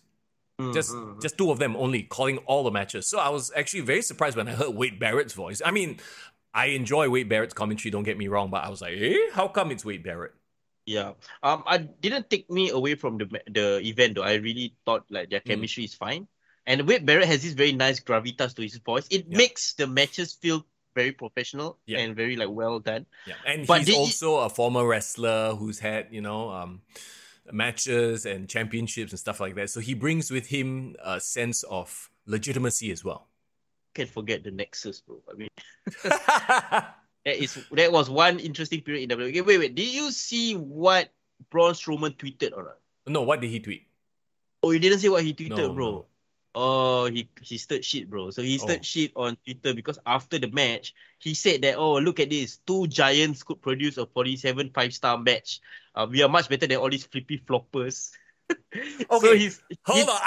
I don't know about 5-star match, but it was not a bad match. Sure, I'll give you a pat on the back there, but I don't know about 5-star match, bro. Okay, the funny thing about Braun Strowman is like just when you start to like him again, then he will shoot himself in the mouth and say stupid things on Twitter. Bro, but the funny thing is, he actually got a response from Mustafa Ali. Who said? Mustafa Ali took it to heart. Then he said, Can you teach me how to get fired? Oh. So hey, now this is a whole thing, bro. This is a whole thing. Okay, you know what? I'm a very if it was like Shawn Michaels or even Dolph Ziggler who said something like that, at least okay. Fucking Mustafa Ali want to talk shit for what? Who are you? Every time they've given Mustafa Ali a chance to shine, he's not. So relax, bro. Like, I feel like Mustafa Ali, no wonder he has heat backstage. He's one of those, he always has a chip on his shoulder. Warranted or not, actually, now that you've told me about this whole Twitter exchange, right? I'm more inclined to dislike Mustafa Ali than I am to dislike Braun Strowman. Like, Braun, you know what Braun comes across to me as? A simple oaf. I hate using that term, but he's just a simple guy. He just enjoys doing what he wants. I will only wrestle for the WWE. That's it. Mm-hmm. And there's something to like about that. It's respectable. You know what I mean? Mm-hmm. Whereas Mustafa Ali got a lot of snide comments, but he's never made it. Like, he can do cool videos on Twitter. That's about it. When you put him on Raw, cut a promo, bleh. Is it something in Chicago that makes everyone there have a chip on their shoulder? You know what? Actually, I feel like Mustafa Ali would be great in AEW. Like, he would love it there, but he would be one of the flippy floppy crew and he would not climb the cart at all. He would just be one of the guys who gets to do what they love to do, but never draw a cent. He feels like an AEW superstar then. No. AEW pro wrestler, bro. Oh, pro wrestler, yes. You just need... Not a sports entertainer, pro wrestler. No. Yeah, I don't know, man. Like, now that you've told me this story, I roll my eyes, at this fella. Well, honestly, it would be somebody like him to take offense to it, because he is literally the flippy flopper that he's talking about, right? Well, okay, look. At the end of the day, Braun Strowman went on Twitter. You know what he was trying to do? He was trying to control his narrative. That's all. I was holding on to that joke for a while. I was like, shit. I'm just looking for the right time. That's the right time. Drop that. Okay. I think because the bar was set very low, this exceeded expectations because the bar literally was on the floor for this one for me. Yeah. I enjoyed the match for what it was. And you know what? If nothing else, it actually made Omos felt like a threat. So well done for that. With no MVP as well. So that. And I like his song, by the way. I'm like vibing with his song. It's like this Nigerian UK grunge thing. Doesn't he rap on his song? Is it him rapping? It sounds like him, right? He has this very low and voice. I don't know whether it's him, but bro, I tell you, any UK black fans of any UK techno grime, is that what we call it? Grime. I don't know. I'm just throwing out random genres that sound like it. Okay, let's move on. Let's move on. Yeah, let's move on. It does sound like Stormzy, but that's the thing. The Ooze. There you go. Half a second lag. It's fine though. Versus the Brawling Brutes. I mean, this one we know what's going to happen. The Brawling Brutes are not going to win the titles, especially not that they've announced on SmackDown the Usos versus the New Day for the streak, right? The number of days. They kind of spoiled the ending. But then again, nobody expected anything less, right, than the Usos winning. It's kind of sad because I thought that with Sheamus and, that whole series with Imperium, at least Rich Holland and Butch would get elevated. But now that Sheamus just went off to get married, and congratulations to Shamo, right? It's like they're kind of there now. Floundering? Yeah. I wouldn't say floundering, they're just there. They are not as compelling without Sheamus. I think Sheamus was the mouthpiece for so long. Yeah. If they had taken the time to develop the rest of the characters, do you remember the last time Rich Holland actually had mic time? Yeah. No, right? No, I can't. I remember one time they tried to give him mic time and the crowd died. Like Sheamus was cutting a promo, then he gave it to Rich Holland, and then Rich Holland started talking, and the crowd went silent. Yeah, maybe that's why. So like maybe they're not ready for that mic time, but I like the fact that Usos were given like a very grand entrance. It's nice to see them treated like the stars of the tag team division. Yeah. My only issue is that beyond Brawling Brutes, who is next? Heel versus heel, you want to do Imperium? Because New Day had a match on Raw today. Like I think it was like a 6-man. So the New Day and Riddle versus Solo Sikoa and Usos. Oh, okay. Yeah, so and I think Xavier Woods cut this very fire promo about like how because they're going after their record, right? This Friday on SmackDown, the record is on the line because if Usos win, then they surpass New Day as the longest running champions in history. Yeah. I think like they're fighting for that legacy. So maybe they wanted to. It felt random when they suddenly said both are going to fight again. But I think the reason why they're doing it is because they wanted to have this as part of the storyline context. Zayden says, "You're not Usi Chance." Yeah, there's the Sami Zayn effect right there. Yeah, you're oh my god. Usi. Zayden says, Logan and Jake Paul, the Pauls, go after the tag team titles. Imagine if they are the ones who dethrone. Why not? I wouldn't put it past WWE to do it. WrestleMania. Yeah. Not the main titles. You can't have them winning the main title, right? Like, but the tag team titles maybe? So, okay, then the question is, do you keep the Usos strong all the way to WrestleMania so they have to surpass the New Day's record? Yeah, clearly. I think Usos are much more relevant right now than New Day, and they are a bigger draw. So keep the titles on them until a worthy challenger arrives. I mean, Rated RK Bro was my last pick, but then it seems like that's not the direction that they're going anymore. Well, and Randy needs time to heal if he can even return at that, So, I mean, it is a very interesting... Like, what are the Street Profits doing these days? There's kind of just there, right? And then you got Otis and Gable. Unfortunately, they are jobber tag team. Yeah, Street Profits has been quite quiet the last couple of weeks or months. Actually, I'm okay with that. I feel like they need to take a break. I don't know if one of them is injured. I think it might be the case, but they need to like maybe just be quiet for a while and then make a big splash. Like in a few months, right? You gotta go away so that we miss you, right? And of course, they've been teasing the Viking Raiders, of course.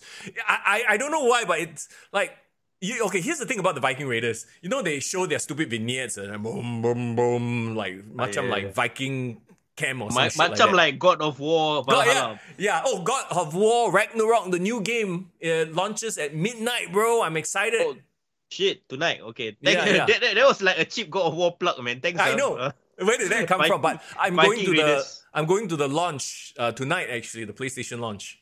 Where is that gonna be held at, bro? Design Orchard. I also don't know where that is. Oh, okay, dope. Anyway, have fun. I will. Thank you. The point is though, right? Like those vignettes, you see them, and then like for the past couple of weeks, you've been seeing just the. I'm very used to these stupid Viking vignettes. I'm actually quite bored of them because it's just Ivar and what's the other guy's name? Eric and Ivar. Yes. Eric and Ivar, right? And then recently, got Tete. I'm like, Tete. As in, they only show glimpses of body parts. Okay. Then all of a sudden, got random Viking Tete. I'm like, must be Sarah Logan. Oh my. I thought you suddenly said like it just turned into an R-rated show like Spartacus, like suddenly got like nudity for some reason. No. Like how they like to like do little like cuts of red like fire, wood, a shield, a sword, eyeball, it's like certain body parts, right? And then recently the vignettes got booby. I'm like, what? And I'm like, okay, Sarah Logan must be coming back with the Vikings. Okay, what a weird way of going about it, but sure. So I guess maybe the Viking Raiders are due another push push number, how many already? Is this their fourth push? Well, man, like, where was the last time they were actually relevant? To me, it was NXT. Yes. The problem is, in their main roster run, they've been push, come back, push, job, and they've never had any sort of sustained push. Remember the first run when they were doing basketball with the Street Profits and... Oh, yeah, I remember that. Doing, what was it, like axe throwing, and I'm like, oh god, okay. Do you remember the very first time they debuted on Raw? They were called the Viking Experience and just destroyed the entire momentum. Yeah, that's right. So hopefully now with Sarah Logan, they will like go back to their Viking roots. Oh well, we shall see. You never know. I mean, Triple H loves his God of War. I mean, he almost looks like Kratos, so yeah, maybe he will have a love for it. Irvin says they're supposed to go with Brock. Brock rejected them. Can you imagine bro? To combat the bloodline, you have the Viking bloodline. Brock and the Viking Raiders, bro. The Ragnaroks. the Ragnarbrocks. Ragnarbrocks.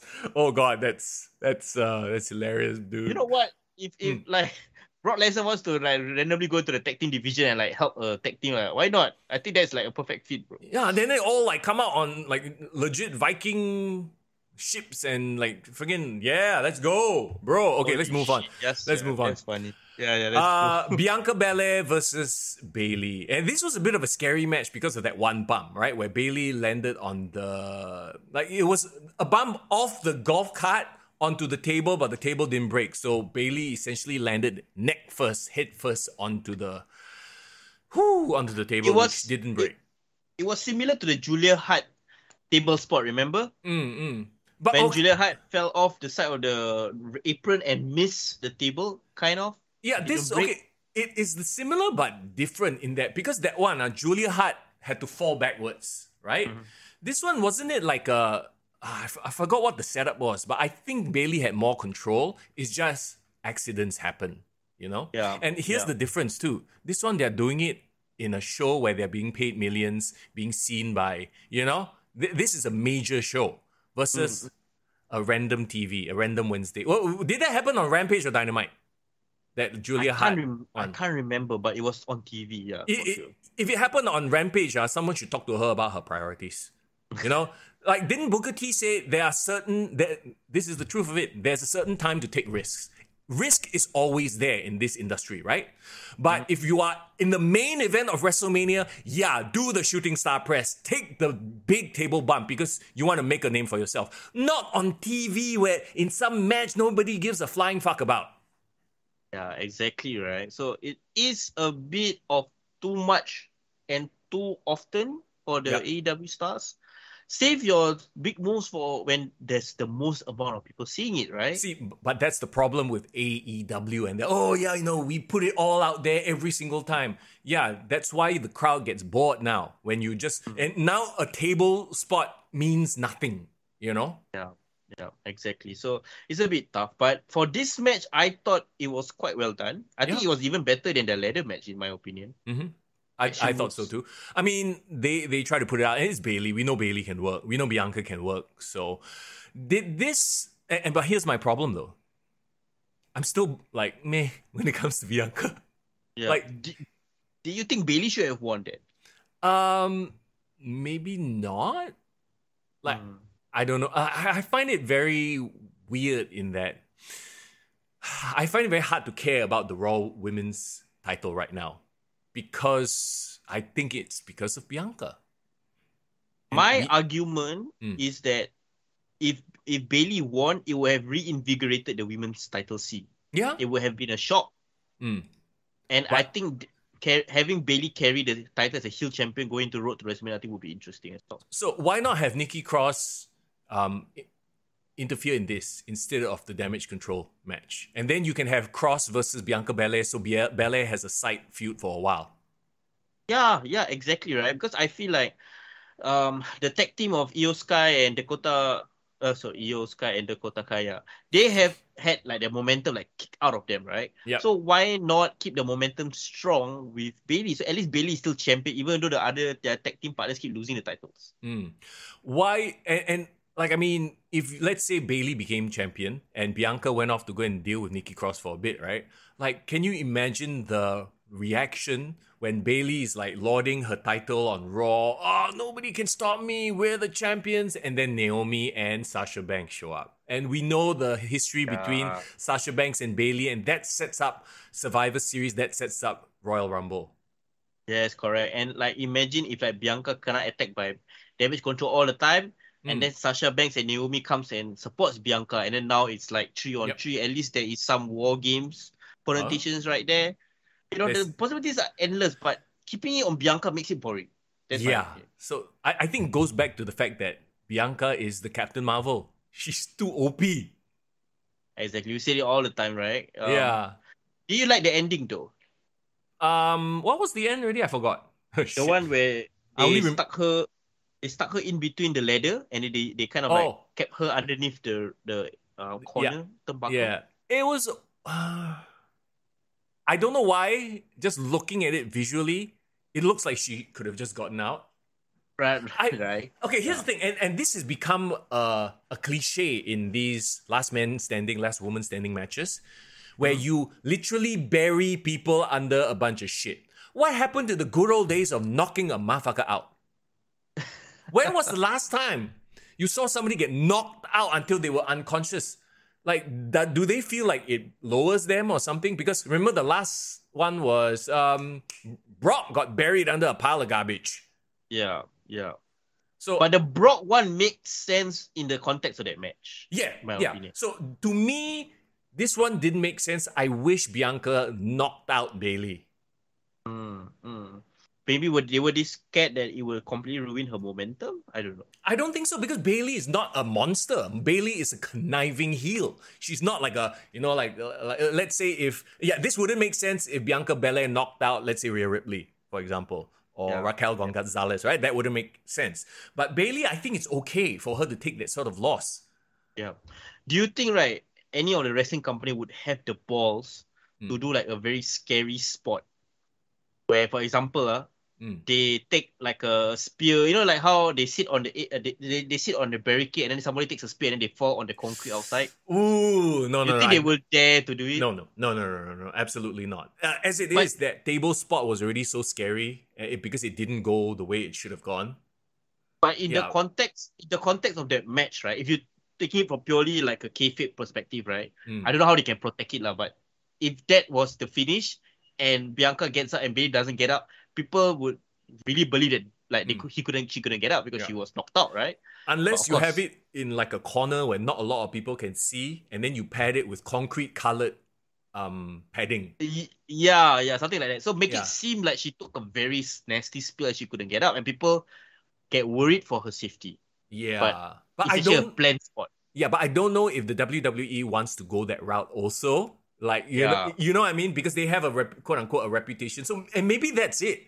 Maybe that's the whole issue with them being like these corporate goodwill ambassador things. It's like they can't do anything so ultra-violent that they literally knock them out for a 10 count. It has to be, I bury you with a bunch of crap.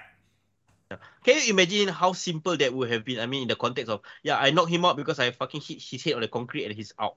Yeah. Like, that would be Okay, but you know what the problem is? Because they've been taking multiple chair shots to the head, people get whacked by baseball bat, all these, can get up. So you set the bar way too ridiculously, unbelievably high already. The threshold to knock a WWE superstar out is like you need a tank, essentially.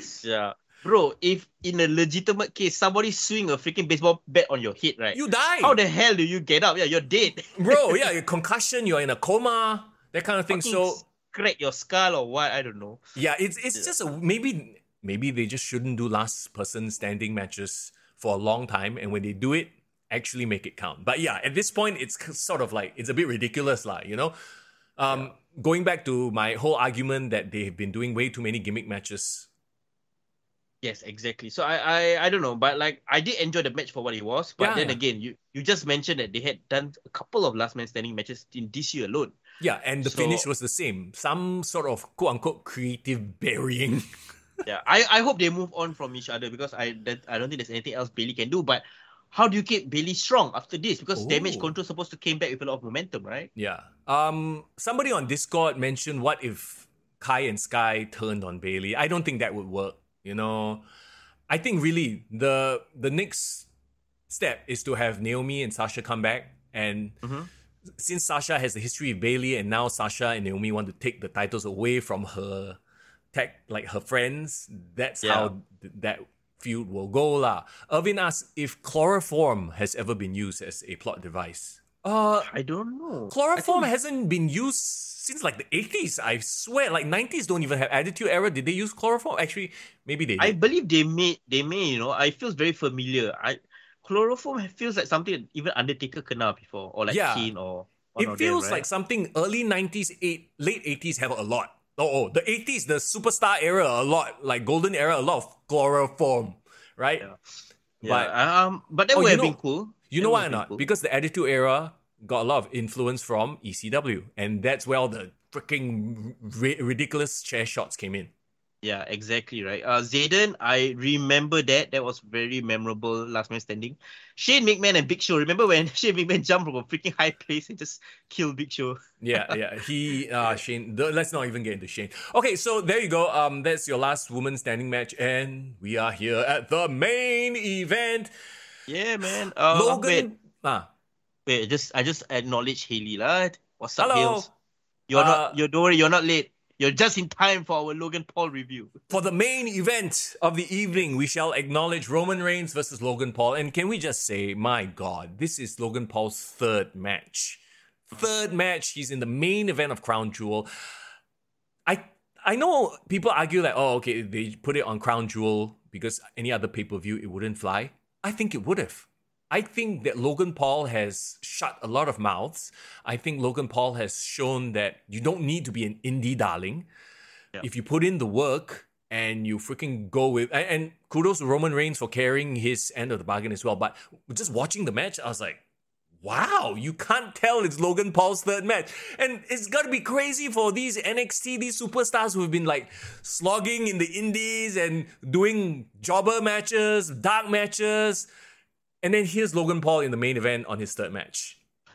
Well, okay, what do you think of the critics that say that him doing so well and getting this big push kind of like spits at the face of everyone who went through it the hard way? Like, remember they always say back in the day, all these old timers would say, oh, you have to pay your dues, pay your dues. And it makes it look like the industry is easy because like any outsider can come in and just do super well. What do you say to those kind of critics? Well, that's the problem, right? Like, not the problem, but the thing. See, he brings with him 13 million eyeballs or however many people he has on his social media. And that is something, like, in his realm, he's conquered it. He is the... He is the table. He is the table, bro. Acknowledge, Logan. Yeah, he is the table. So if you're talking about putting in effort and raising his profile, he's already put in the time and effort. And he has a much higher profile than any of the WWE wrestlers. Right? Combined. He is literally a cheat code, bro. He is literally the Saudi Arabia of wrestlers right now. Bro. Yeah, exactly, right? He is... And then, of course, you have to see his performance. And yeah, like him or hate him, right? You can tell he put in the work. He's not in there like a Lawrence Taylor or somebody getting gassed out within the first 5 minutes, running the ropes. No, he's hanging in there with Roman Reigns. I mean, Roman Reigns is selling like a mofo for him, you can tell. Like, I noticed even at the end, like when he's posing with the bloodline, he's still like, I kena lucky punch. I appreciated the sell, right? Like he's selling for Logan Paul, making and this is we called the match last week. Remember, at some point near the end, Logan Paul would get the lucky punch in, but it wouldn't be enough. And then, of course, at the start, the Tribal Chief doesn't take him seriously. This is very, I don't want to say predictable, but this is how the story for us longtime fans, we know this is exactly how this is going to go. Yeah, it makes sense. Bro, we predicted it last week exactly, like beat for beat what was going to happen, right? And it did happen. Yeah, and it was still exciting. Yeah, that's the point, right? Yeah, Pro wrestling always works if you do it properly. Doesn't mean that it's predictable. It won't get the fans of the age of the seats. Yeah. See, halfway through the match, I forgot all my quote-unquote predictions and I was just invested in the selling, in the, moments, right? Like you had Logan Paul doing a buckshot lariat better than CM Punk, better than freaking Hangman Page. Like the guy looks like look, a lot of these indie guys, like instead of working on, I get it. I understand it as somebody in the media industry who's worked on his craft more than his appearance for many, many years. Trust me, when I say this, right, I consider myself one of those guys who would be like, oh, you didn't spend a lot of time in the industry, right? Like, what makes you think you can come in here? But after a while, you realize that, this is the industry. Looking a certain way, being physically capable and marketable, being able to draw tickets, that is part of the game as well. Yeah. It's not how much cardio you have. You can put on 6-star matches in a bingo hall. Who gives a fuck? You know what I mean? Yeah, that's the thing, right? Looking like $1 million, I think is a important part of the presentation of like as much as it's very tough to kind of accept. Yeah. And and I know like the people in the past go about the wrong way. Like John Laurinaitis say, oh, I only look at lingerie models, Bruce Richards, blah blah blah. But then again, right, like there's a reason why Lex Luger got pushed. There's a reason why Hulk Hogan stood up. People remember all this while because he was larger than life. When I look into Logan Paul's background, like he was a high school wrestler, amateur wrestler as well. And honestly, he's in great shape. And you can tell that he's an athlete. So it's not as if like he's just some pudgy guy who just like, based on his star name, he definitely can look the part as a wrestler. Or he perhaps found what he was meant to do all along. Yeah. Can you go and look at Brock Lesnar when he was the next big thing and tell him, excuse me, there's a line? No, you jump this motherfucker right ahead in front of the line. And especially after he wins the UFC heavyweight championship and then, you took away so much time from WWE, you have to get back in that. No, you put him right at the front because now he's a main event draw. He looks great. He can, and now we see he can perform. Logan Paul can perform, right? And is he going to put on a 5-star match? No, of course not. But the story that they told, like Roman Reigns did a fantastic job of carrying him through the match as well. Let's not forget that, right? It was enough because the moments were there, the beats were there, the story was there. Yeah, and in wrestling, right, like there's a couple of ways to get into the industry, right? Don't you feel like Logan Paul is like that blue chip prospect that WWE craves for? They talk about next in line, trying to create the new next WWE superstar. They literally found a cheat code wrestler. Like a guy that already has the fame, already has the celebrity of like The Rock, right? And he's so young. The crazy stat that hit me that I read was that he's actually a full 10 years younger than Roman Reigns. He's only 1 year older than MJF. Wow. So if you think about it, if he puts in the effort and he sticks with this business, he can literally be the next generation's top star, whether it's a top heel or what. He really has the clout for it. And he's so smart business-wise doing it because he's done it for the past however many years with his boxing stuff, his YouTube stuff, right? He's only going to be involved in high profile. He's never going to be in the mid-card. He's not going to be in a match with Mustafa Ali. So he's always going to be positioned at that level because he brings with him this clout already. Yeah, and if you think about it, right, and I've listened to his interviews, I watched or his podcast. He does have a genuine love for this business, and he did say that it took him a while to find it, but he believes that wrestling is his sport. Yeah, and it's where he feels he belongs. So the critics being like, "Oh, this makes it look like anybody can come in," right? Yeah. Okay lah. Okay, you try. You ask freaking I don't know. Name me some random out of shape actor right now. Like fucking like I don't know. Like go and try. Yeah, I know what I mean. Yeah, it's like no, it's gonna show right away. And Logan Paul, if anything, during Crown Jewel, he showed that he has obviously put in the work and the time.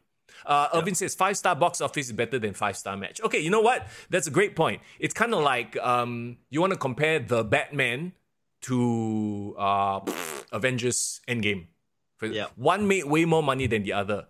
Arguably, one movie was better than the other. You could say maybe you really, really like the Batman in terms of storytelling, but let's face it, more people have watched Endgame, more people rewatch Endgame, you know?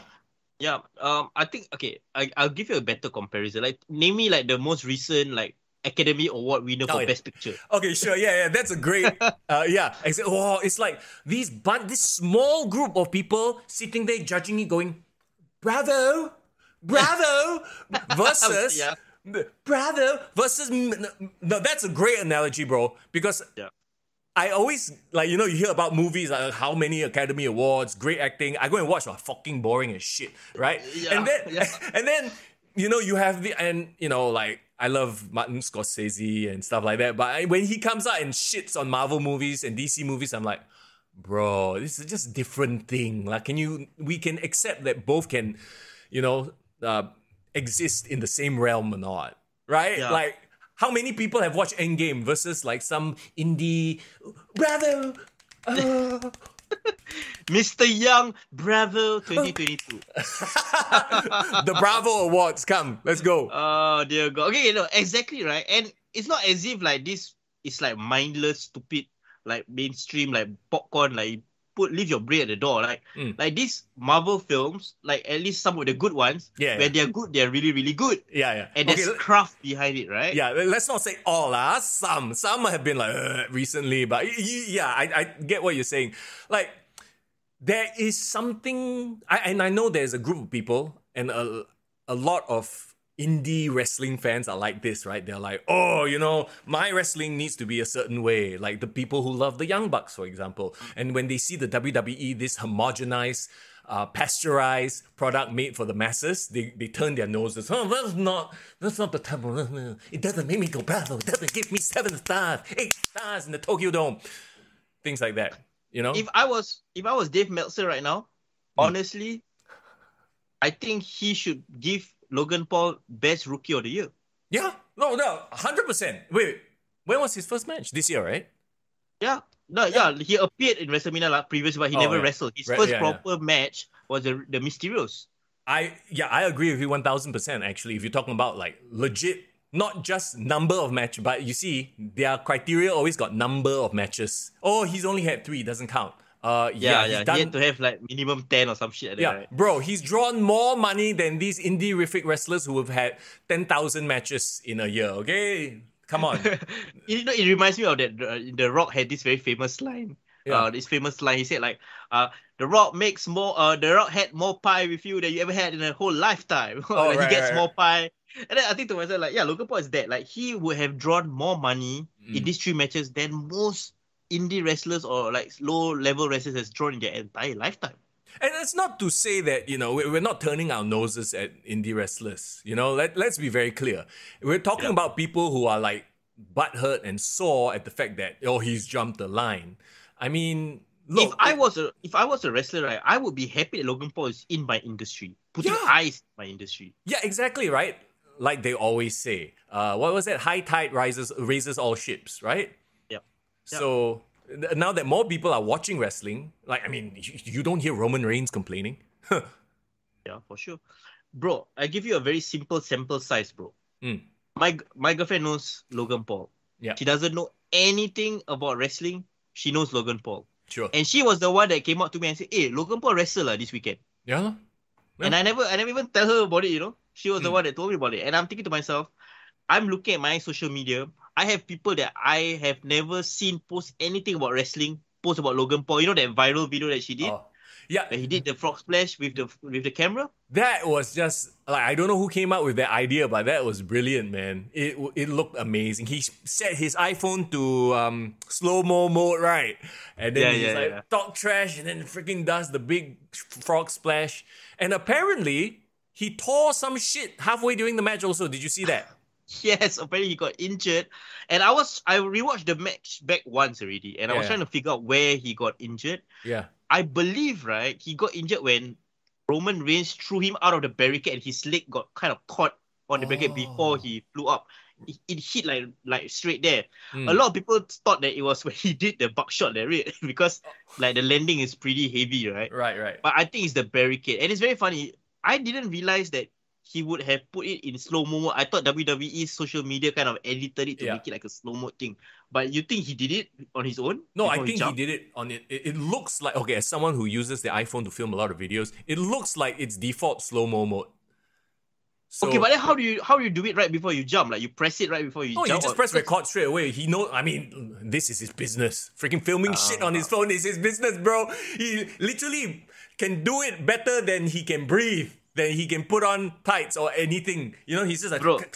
Okay, here we go, we're good. And then his angles are perfect. Like he's filmed himself 1 billion times, okay? You know who I feel sorry for, bro? Who? Austin Theory, bro. He stole his gimmick, bro. Wait, he took his lunch money, bro. What about Jason Waller? I don't know. Waller? It doesn't even like factor in my fucking like network right now, but like, how is Austin Theory gonna come out with his selfie phone knowing that a legit social media star is in the roster, how, bro? So he must feel like Sonya Deville lah at this point. Like freaking okay, there's Sonya Deville and then there's Ronda Rousey. Yeah, so like, who cares that Sonya Deville is an MMA wrestler? So that's so funny. Yeah, but what were some of the funny reactions? Do you have anyone actually in your circle that you saw actually commenting or like liking or posting about Logan Paul wrestling that you didn't think would do that? No, not really. I think most of my social circle like keep an eye on wrestling, so they knew it already. Yeah, the funniest thing I did, right? This weird exercise that I did.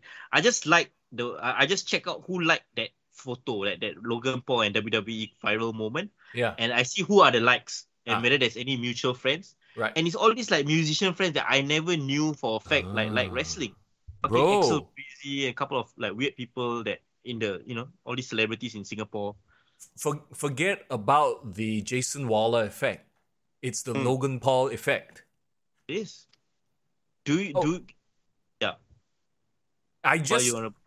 Because I just randomly opened up, because you're talking about, I wanted to take a look at my Instagram, right? To take a look at that video again to see. And then I just saw a video of Nikki Cross throwing the 24/7 title in the garbage.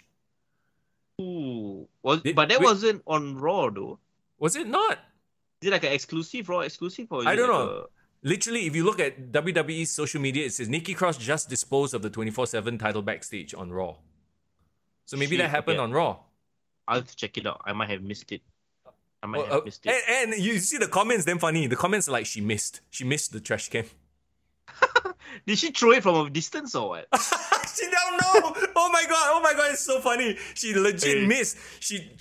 Because I don't know, she's doing this thing where she's just looking up in the sky, like crazy Nikki Cross. Yeah. And then she's like supposed to toss it into the trash as she's walking by it. And then she missed. Oh my god, that is so bad. So the comments are all like, she missed, bro. What? Me moment. Okay, so that's crown jewel for you. What are your takeaways moving forward? And like, okay, what happened on Raw? Did they progress any of the storyline? Because like I said, I haven't watched Raw yet.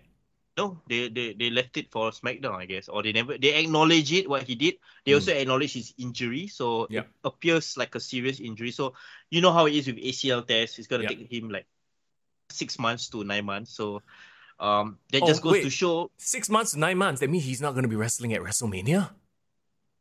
I don't know. Like, apparently MCL tear is the confirm, but the ACL is not confirmed. So I'm not sure what the situation is. But you know what? Him getting injured, right, is actually even better for the business. You know why? Oh, yeah. Yeah, so it builds up the weight for him to come back.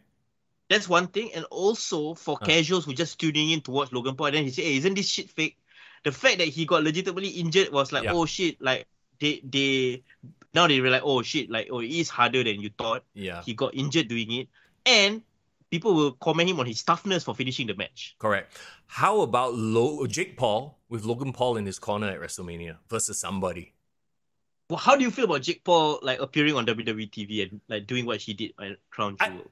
They treated him like any other boxer. He just shows up, didn't really... I don't know if he spoke at the press con, but at Crown Jewel, he literally just showed up. I know there was a lot of shenanigans near the end of the finish, like you got the Solo Sikoa, you got the Usos and stuff like that. I mean, okay lah, it's typical WWE, like, fuck finish, you know, like, you can't have a clean thing here, but I get it, right? Yeah. I liked it. I liked it. Yeah. Doesn't Jake Paul kind of looks like Conor McGregor though? He's like a wish version of Conor McGregor. He's bigger size than Conor McGregor. Conor McGregor is lean AF. Yeah. But I think it's funny. I feel like Jake Paul has a good boxing body, and Logan Paul has a good wrestling body. Yeah, that's actually a very astute observation, bro. Yeah, let the Paul brothers take over the whole fight game lah. I don't care lah. God. One do sports entertainment, the other one do combat sports, huh? Why not? Why not? Why not? But yeah, the takeaway from me from the entire event is Logan Paul is a star, and I think he's an asset for WWE. He brings in a new generation of fans. Like you can't underestimate his Gen Z audience. Yeah. So he's 2 years younger than me, if I'm not wrong. So like it's an entire new generation of eyes watching WWE. And they did it at Crown Jewel, where the crowd will cheer for anything and everything. And they were cheering Logan, and you made him look like a star. I feel like maybe if they did this in the US, he might get booed. There's a very strong possibility, depending on which state, that he would probably get booed because of his reputation and stuff like that. So you bring, like, this was just the perfect place, right time to do this match. And they capitalized on it in a big way. Yeah, they helped him control his narrative, bro. So by the time he come back to WWE in the States, maybe they will be won over by his toughness. You never know. But I think he is on the right path for sure. Yeah, right. Like after that match, like if you weren't a fan, and even if you're not a fan, you don't like him, you have to respect what he did. Yeah, for sure. And again, he's proven he's a much better athlete than a lot of the wrestlers in the industry. Bro. That don't need to say he's a bigger draw also. Yeah, that one don't even, like, I would, if I could, like, if I were Tony Khan, I would pay Logan Paul, like, I would get rid of half my roster and bring in Logan Paul. How about that? But that's just the thing. I know Logan Paul is big time and he's smart. He will never even consider AEW. AEW can't get this kind of celebrities. Right, sure. Yeah, but my point is that his value is so high, right? That you look at AEW's and even WWE's roster is like, okay, I'd rather have one Logan Paul than 20 of these randos. Yeah, exactly, right? And I think that's where WWE wins out because of their name, their legacy, their brand. The biggest celebrities will only know wrestling as WWE, like UFC as MMA. So AEW has a lot to cut out to get that kind of...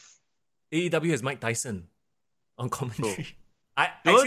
I missed it, I didn't bother even. I have stopped, bro. I have stopped watching Rampage altogether because it's usually a waste of my time. Was it any good? Bro, just read the results. It's good enough. But I enjoyed the match, not because it was Shibata versus Orange Cassidy. I enjoyed the match because Mike Tyson trying to analyze wrestling is fucking funny, bro. Maybe just watch it just for that, bro. Just watch it just to get entertained. Okay, is it so bad it's good, or did he try and fail and that's why it's funny? No, Tyson actually knows Shibata. So he was like rattling off all these New Japan statistics and like, hey man, I grew up with him. He was a big, like a big wrestler in New Japan. I love him and the Okada. Then I'm like, who the fuck is this Mike Tyson? Why he's so free time got watch New Japan one? He knows, bro. He knows. So it's quite funny, the fact that he knows. Bro, JR has a notepad with all the answers, the cheat sheet. I said, no, you read. So you got something to talk about. Yeah, I don't know. Okay, I can't confirm for sure whether he knows him per se or he's just saying off the script, but him trying to analyze, okay, just think of it, how absurd it is. Mike Tyson on commentary, commentating on Orange Cassidy and Shibata. I mean, like... Where is the link, Why? Okay, so I heard from, New Japan fans, whoever is on the chat, correct me if I'm wrong. So Shibata technically just returned from a career-ending injury, right? Yeah. He only has 2 matches that he wants to do, which is like in AEW, which is to challenge Shibata. Huh? And Shibata wants to challenge Shibata. No, he wants to challenge Orange Cassidy. So that's like one match he wants to do internationally. Why? I do not know why. Don't ask me why.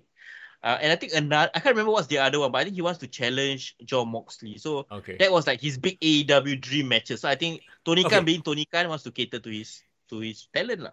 And we've talked about this at the end of time. I don't want to spend a lot of time on this, but Tony Khan needs to stop assuming that we know this shit. Like, honestly, to the casual, they don't know who the fuck this Shibata guy is, right? He's just some Japanese guy, some New Japan guy. Tell the story of his comeback from injury. It's not enough to have Excalibur diarrhea mouth it before. And in this case, he wasn't even on the show, I don't believe. Like, didn't he literally just show up on Dynamite, challenge him, and then, oh, they are going to have a match? Like, Yeah. when it happened, because we watched New Japan that one time and you filled me in on his history, so at least I had some idea. But, like, literally that match, I had no anticipation for. Because I'm like, I don't really care about this guy. Yeah, he came back from a career-ending injury, but, like, what has he done for me lately? You know? Most people even forget the fact that he appeared at Forbidden Door at the end of the Orange Cassidy match, remember? Yeah. So, but the thing is, he wants to have a match. So, like, he's just... Tony Khan needs to stop catering to his wildest fantasies and start catering to his audience and tell a story. Like, imagine you have these big names coming in and you're not telling their story. What a waste. Imagine if you had a few weeks to tell this story. You have a production crew, have them sit this guy down, talk about how his rehab was such a long road, blah, blah, blah, all that kind of thing. This is all like, you know, like, give me a reason to care about this match on Rampage. Yeah, exactly, right. And I mean, we can talk about AEW Dynamite like really quickly, but I tell you, this last episode, in my opinion, and I'm a wrestling fan, I'm quite objective, right? I felt like it was the worst Dynamite this whole year. What? Okay, what happened? I don't even remember what happened. Yeah, it was so bad, right? It was like essentially a Ring of Honor show. Like the main event, this, was Samoa Joe versus Brian Cage for his TV title. And it's like the coldest main event ever. Are they trying to promote the ROH pay-per-view or something? It's because they were having the Dynamite at Baltimore, Maryland, which is apparently like Ring of Honor's like home state or whatever it is, like the promotions state. But the first match was Jay Lethal versus Darby Allin. Darby Allin and Jay Lethal had an okay match, but then, right, they got attacked by a guy wearing a Sting mask. And then remember? Now oh my god, this is so bad, bro. Okay, now I remember already because I did watch this, and it turned out to be Cole Carter. Who the fuck is this Cole Carter? Yeah, and then you had a debut, right? And I thought it was Undertaker, bro. Fuck lah. I wish it was lah. And the also, like, I don't know, for someone who takes a lot of these risks, right? The hesitation was it felt like 10 seconds. It was half a second. Yeah. I you know what I'm talking about? When Jeff Jarrett swung that guitar, like there was this weird half a second, 1 second pause. I was like, oh, that looked bad. And they keep replaying it. I was like, wow, this shit looks so bad. You know, find a different angle or something. But yeah, so Jeff Jarrett shows up. The crowd is dead. Yeah, crowd is dead. Like nobody asked for Jeff Jarrett in AEW. Nobody, like, oh my god. And not just that, you had Colt Cabana be Chris Jericho's opponent. Like, they're really trying to like stick it to CM Punk lah, huh? Bro, don't you think that this was essentially the same thing as WWE firing CM Punk on his wedding day? Yeah. Like, it's like man. Stick it up your ass. Okay, no matter what issues, right, like we have, or like, you know, like people don't like about CM Punk for what he did, don't you think AEW is equally as petty to do that? Yeah, no. I mean, look at who's calling the shots. Obviously, this is a Young Bucks elite thing, right? No, you know what it is, right, bro? I'm so sorry to shit on your hero, but it's Chris Jericho's idea. I know. Right. Didn't Chris Jericho go up to CM Punk and call him a cancer in the locker room or some shit like that? Bro, why does Chris Jericho need to get his name in the drama when he's the most hot? Remember, every time it's like a big star, right? He needs to like have a rivalry with him. Whether it was Eddie Kingston or MJF. Yeah, he insert himself. Wow. So now this drama, I think he just purposely insert himself just to get his name there. He has become the villain of the story. It's that Batman quote. You stick around long enough, you become the villain. Oh my god. So and the funny thing is, like, I felt like the fact that they did Colt Cabana dirty, like, previously, like when apparently he kena thrown out of AEW because of CM Punk, but that was just a story, a rumor, and CM Punk has denied it. Yeah, that was the whole issue that CM Punk had, right? Oh my god, I don't believe we're revisiting this. But it's like, it's one of those things where it got quote unquote leaked by who else, right? Yeah. They forget to mention the fact that Colt Cabana hasn't done dick while he was there. Yeah. So why would logically, why would anybody keep him on contract anyway? He was doing what? Nothing. He was doing absolutely nothing. I want to give you a crazy statistic. Go ahead. When Colt Cabana appeared as the surprise challenger, it was the top of the hour. So it was like the second hour, right? So that's where they put like their big like segments to kind of keep the viewers, right? Yeah. AEW Dynamite, and I was listening to Connect in the morning, and they gave this statistic. At the start of the show, it was drawing 1.2 million viewers at the start, right? Not bad. Guess what was the viewership when it was the segment between Jericho and Colt Cabana, bro? I'm gonna guess it fell off a cliff.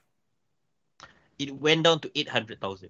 So they lost 200,000. I mean, are you surprised? It's Jericho versus a jobber.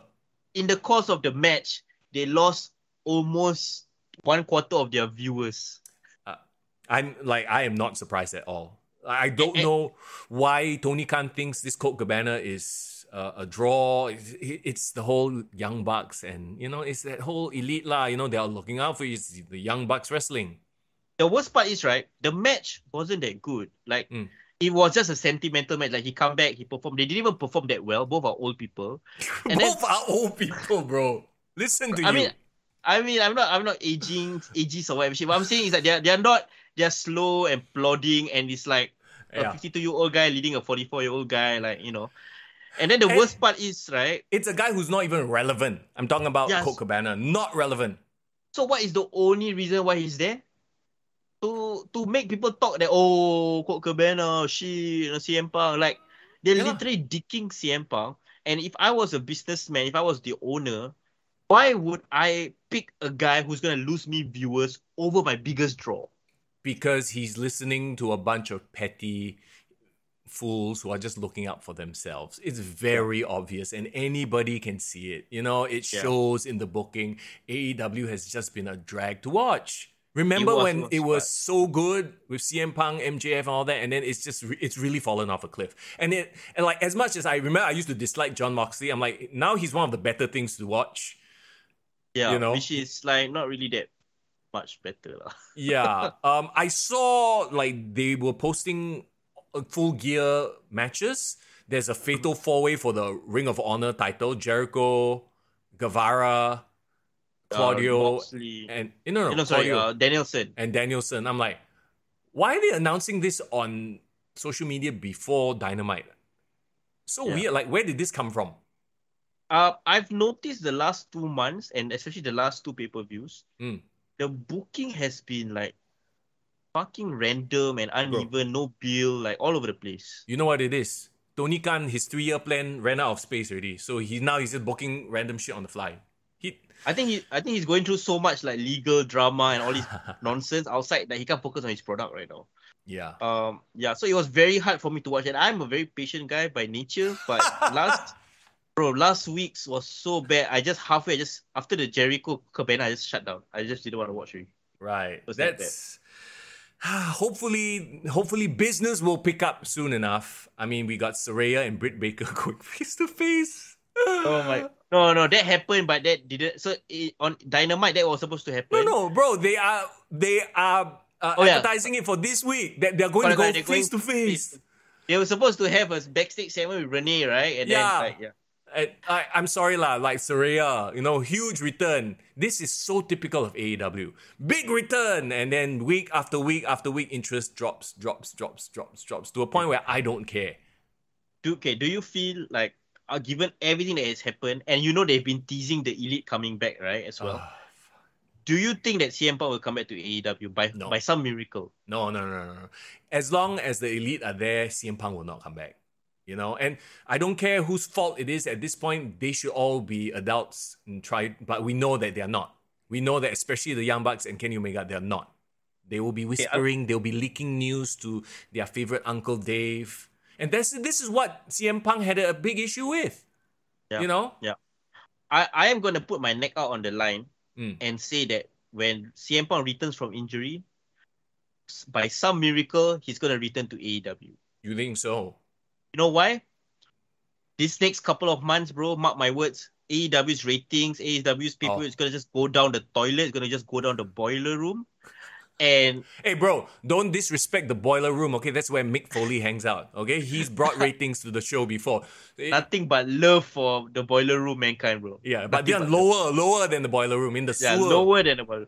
Like the AEW intro is gonna be so shit with even when the Elite returns and wins the trios title, whatever it is, no one's gonna care about anything that happens there.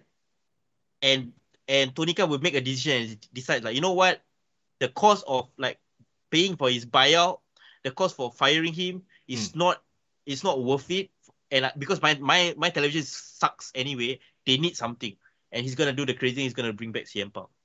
But will CM Punk return, especially with the Young Bucks? As long as he keeps the Young Bucks and that group of friends, all friends wrestling, I don't think it will happen. I don't think he will want to work in a, place like that. And then you got Chris Jericho sticking his nose there saying, CM Punk, you're a cancer. I think what's going to happen is, you're right, interest in AEW will fall into the toilet. And unless MJF freaking does some crazy ass shit, he's going to get the fuck out of there once his contract is up. Was it 2024?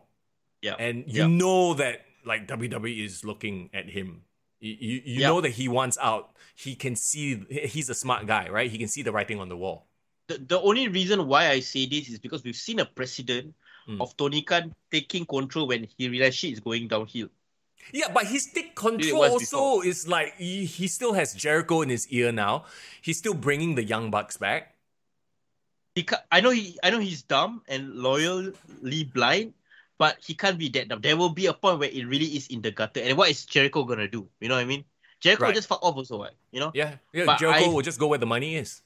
Yeah, so like I believe CM Punk will have a point to prove, and I think he, even though yes, he fucking like have grudges and he will fucking hate them, right? But I think there will be a scenario where he will come in and he will be proven right, and he wants to be proven right in AEW, not in WWE. Right, because he's already drawn and he's already like, he doesn't actually have anything to prove in WWE. He has something to prove in AEW. Either that or he just quits and leaves wrestling again. I mean, I don't care anymore. But like... No. Yeah, but it's fine. I would rather him just do that and let AEW, let the Young Bucks fans be all like, oh my god, they're back, and then week after week their ratings drop. Like, I don't know what it is, but they have their fans, and maybe that's why they're fans, right? They're not objective. They're like, oh, they have them believing that they are the main draw. They are the number pullers. They are not. Go and look back at every single ratings sort of breakdown. It's like when they returned, when they won the trios title, when Kenny Omega came back, those were all ratings in the toilet. Yeah. What were the main ratings? CM Punk, John Moxley, like Bryan Danielson, those guys. It's a very crucial time for AEW right now because the first 3 years have given them success. Yep. But this next like 1 year or 2 years, right, will decide whether they're gonna be a true alternative or they're gonna be TNA and Impact, you know. I hate to be that guy, but I'm gonna be that guy and say that they failed to elevate their guys. They had the 3 years, that momentum, right? To elevate an AEW original. They've only done so for one person, and that's MJF. Nobody else. Wardlow, they got Wardlow over, not by their own doing, it's by MJF's doing, and now they just fucking dropped the ball so hard on Wardlow, it's not even funny. If he loses MJF and he loses CM Punk, done. Yeah. Habis. AEW is not really even watchable anymore, in my opinion, unfortunately. Jason says, but even if numbers drop to 600,000 viewers, it's going to be the top rated show on cable, and that's key numbers for advertisers. Bro, they can put a rerun of The Big Bang Theory, and it would... And it does more. It would do more or better, and they wouldn't have to pay for the, setting up a show and everything. They could put a Monday night or Wednesday night movie, that kind of stuff, Yeah, what I mean is like it will. The only reason why Tony Khan would do it and bring back CM Punk is if imagine Turner or Warner Brothers go to him and say, "Hey, your ratings are not doing well. We might pull the plug on AEW." Then what is he gonna do? Yeah. Well, rely on the Young Bucks and Kenny Omega, no, right? So, well, we'll have to wait and see, I guess, when the time comes. Anyway, it's 2:15. It's time for us to get the hell out of here and start doing other things outside of wrestling. Unfortunately, yeah, man.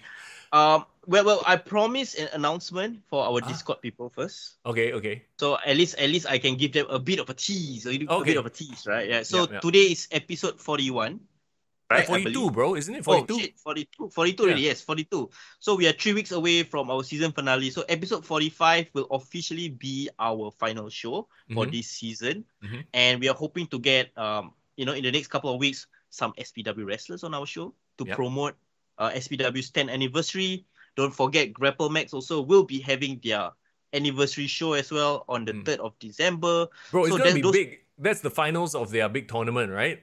Yes, so it's going to be a big show as well. So, like, the last few episodes for our season finale is, like, all climaxing, bro, to, like, this whole big weekend of wrestling, bro. Because that weekend will be Survivor Series as well and full gear. So, it's going to be crazy last couple of weeks. But then, after our season finale ends, I think we're going to have to take stock and take a breather. So we are planning to do a really, really special episode. And just tune in to our social media for the next couple of weeks while we tie it down. But we are hoping to do a get-together for our listeners and our fans to celebrate the end of Season 5, to look back at all these great moments that we had throughout the year, and just kind of hang out, like what we plan to do. That's probably just going to like be a casual hangout. We'll just talk and like do like a show start inside the ropes format kind of thing. We can even do Q&A, we can even do trivia. And and stuff like that. So hopefully we can, like, between both of us, we can kind of like figure out what exactly, how are we gonna go about it, and we'll give you guys announcements really, really soon. So I want to thank all the Discord listeners for voting. So bro, we got like 11 people who say they're willing to come, right? Let's go. It's a party. Let's go. Let's have a good party, man, this December. So I hope you guys all join us and and like celebrate the end of the year, talk wrestling together, finally meet up for the first time. As always, just follow our Discord if you haven't already joined the Discord. The link is in the description. Of course, we have a Patreon page as well if you want to take your support for the podcast to the next level. I think it's time we took things to the next level. For sure. And our Patreon people, the people who are already on our Patreon, we got something very special for you for that live meetup. Because before that, bro, we're going to have like a live kind of setting. So I hope we can get our Patreon members to come on board and join us. All that being said, if you haven't already, do us a favor, hit that like on the YouTube video. If you missed out on any of it, you can watch it video on demand or listen to the podcast. Maybe you're on the treadmill, you don't want to watch our faces, but you still want to hear our beautiful voices. You can listen to us on all podcast platforms, including Spotify, Apple Podcasts, blah, blah, blah. You know the deal. Let's get out of here. Everybody, have yourself a great week. We'll catch you. Oh, I'm going to Malaysia again, bro, this weekend. Oh, enjoy, bro. I've become that guy. Every month, go to Malaysia with the wife. Every weekend go buy groceries or no? Not every month lah. Every weekend, very, very tiring, Yeah, shake. Okay, enjoy, bro. Enjoy this weekend, right? Friday to Sunday or what? No, Friday to Monday. So we come back on Monday afternoon, less traffic. I took leave on Monday. Oh, nice. Yeah, you should. End of the year, man. Just enjoy it, man. Malacca, bro. Now we're driving even further up. Oh, next time KL. Then next time Bangkok. Freaking drive road trip to Thailand, yeah, walao. We're gonna get out of here. Everybody have a great week ahead. If anybody is going to the PlayStation God of War launch, I will see you there later. But as always, it is Mr. Young. And it's Foreign in the building. Have a great week ahead. Kick to the gut. I like it.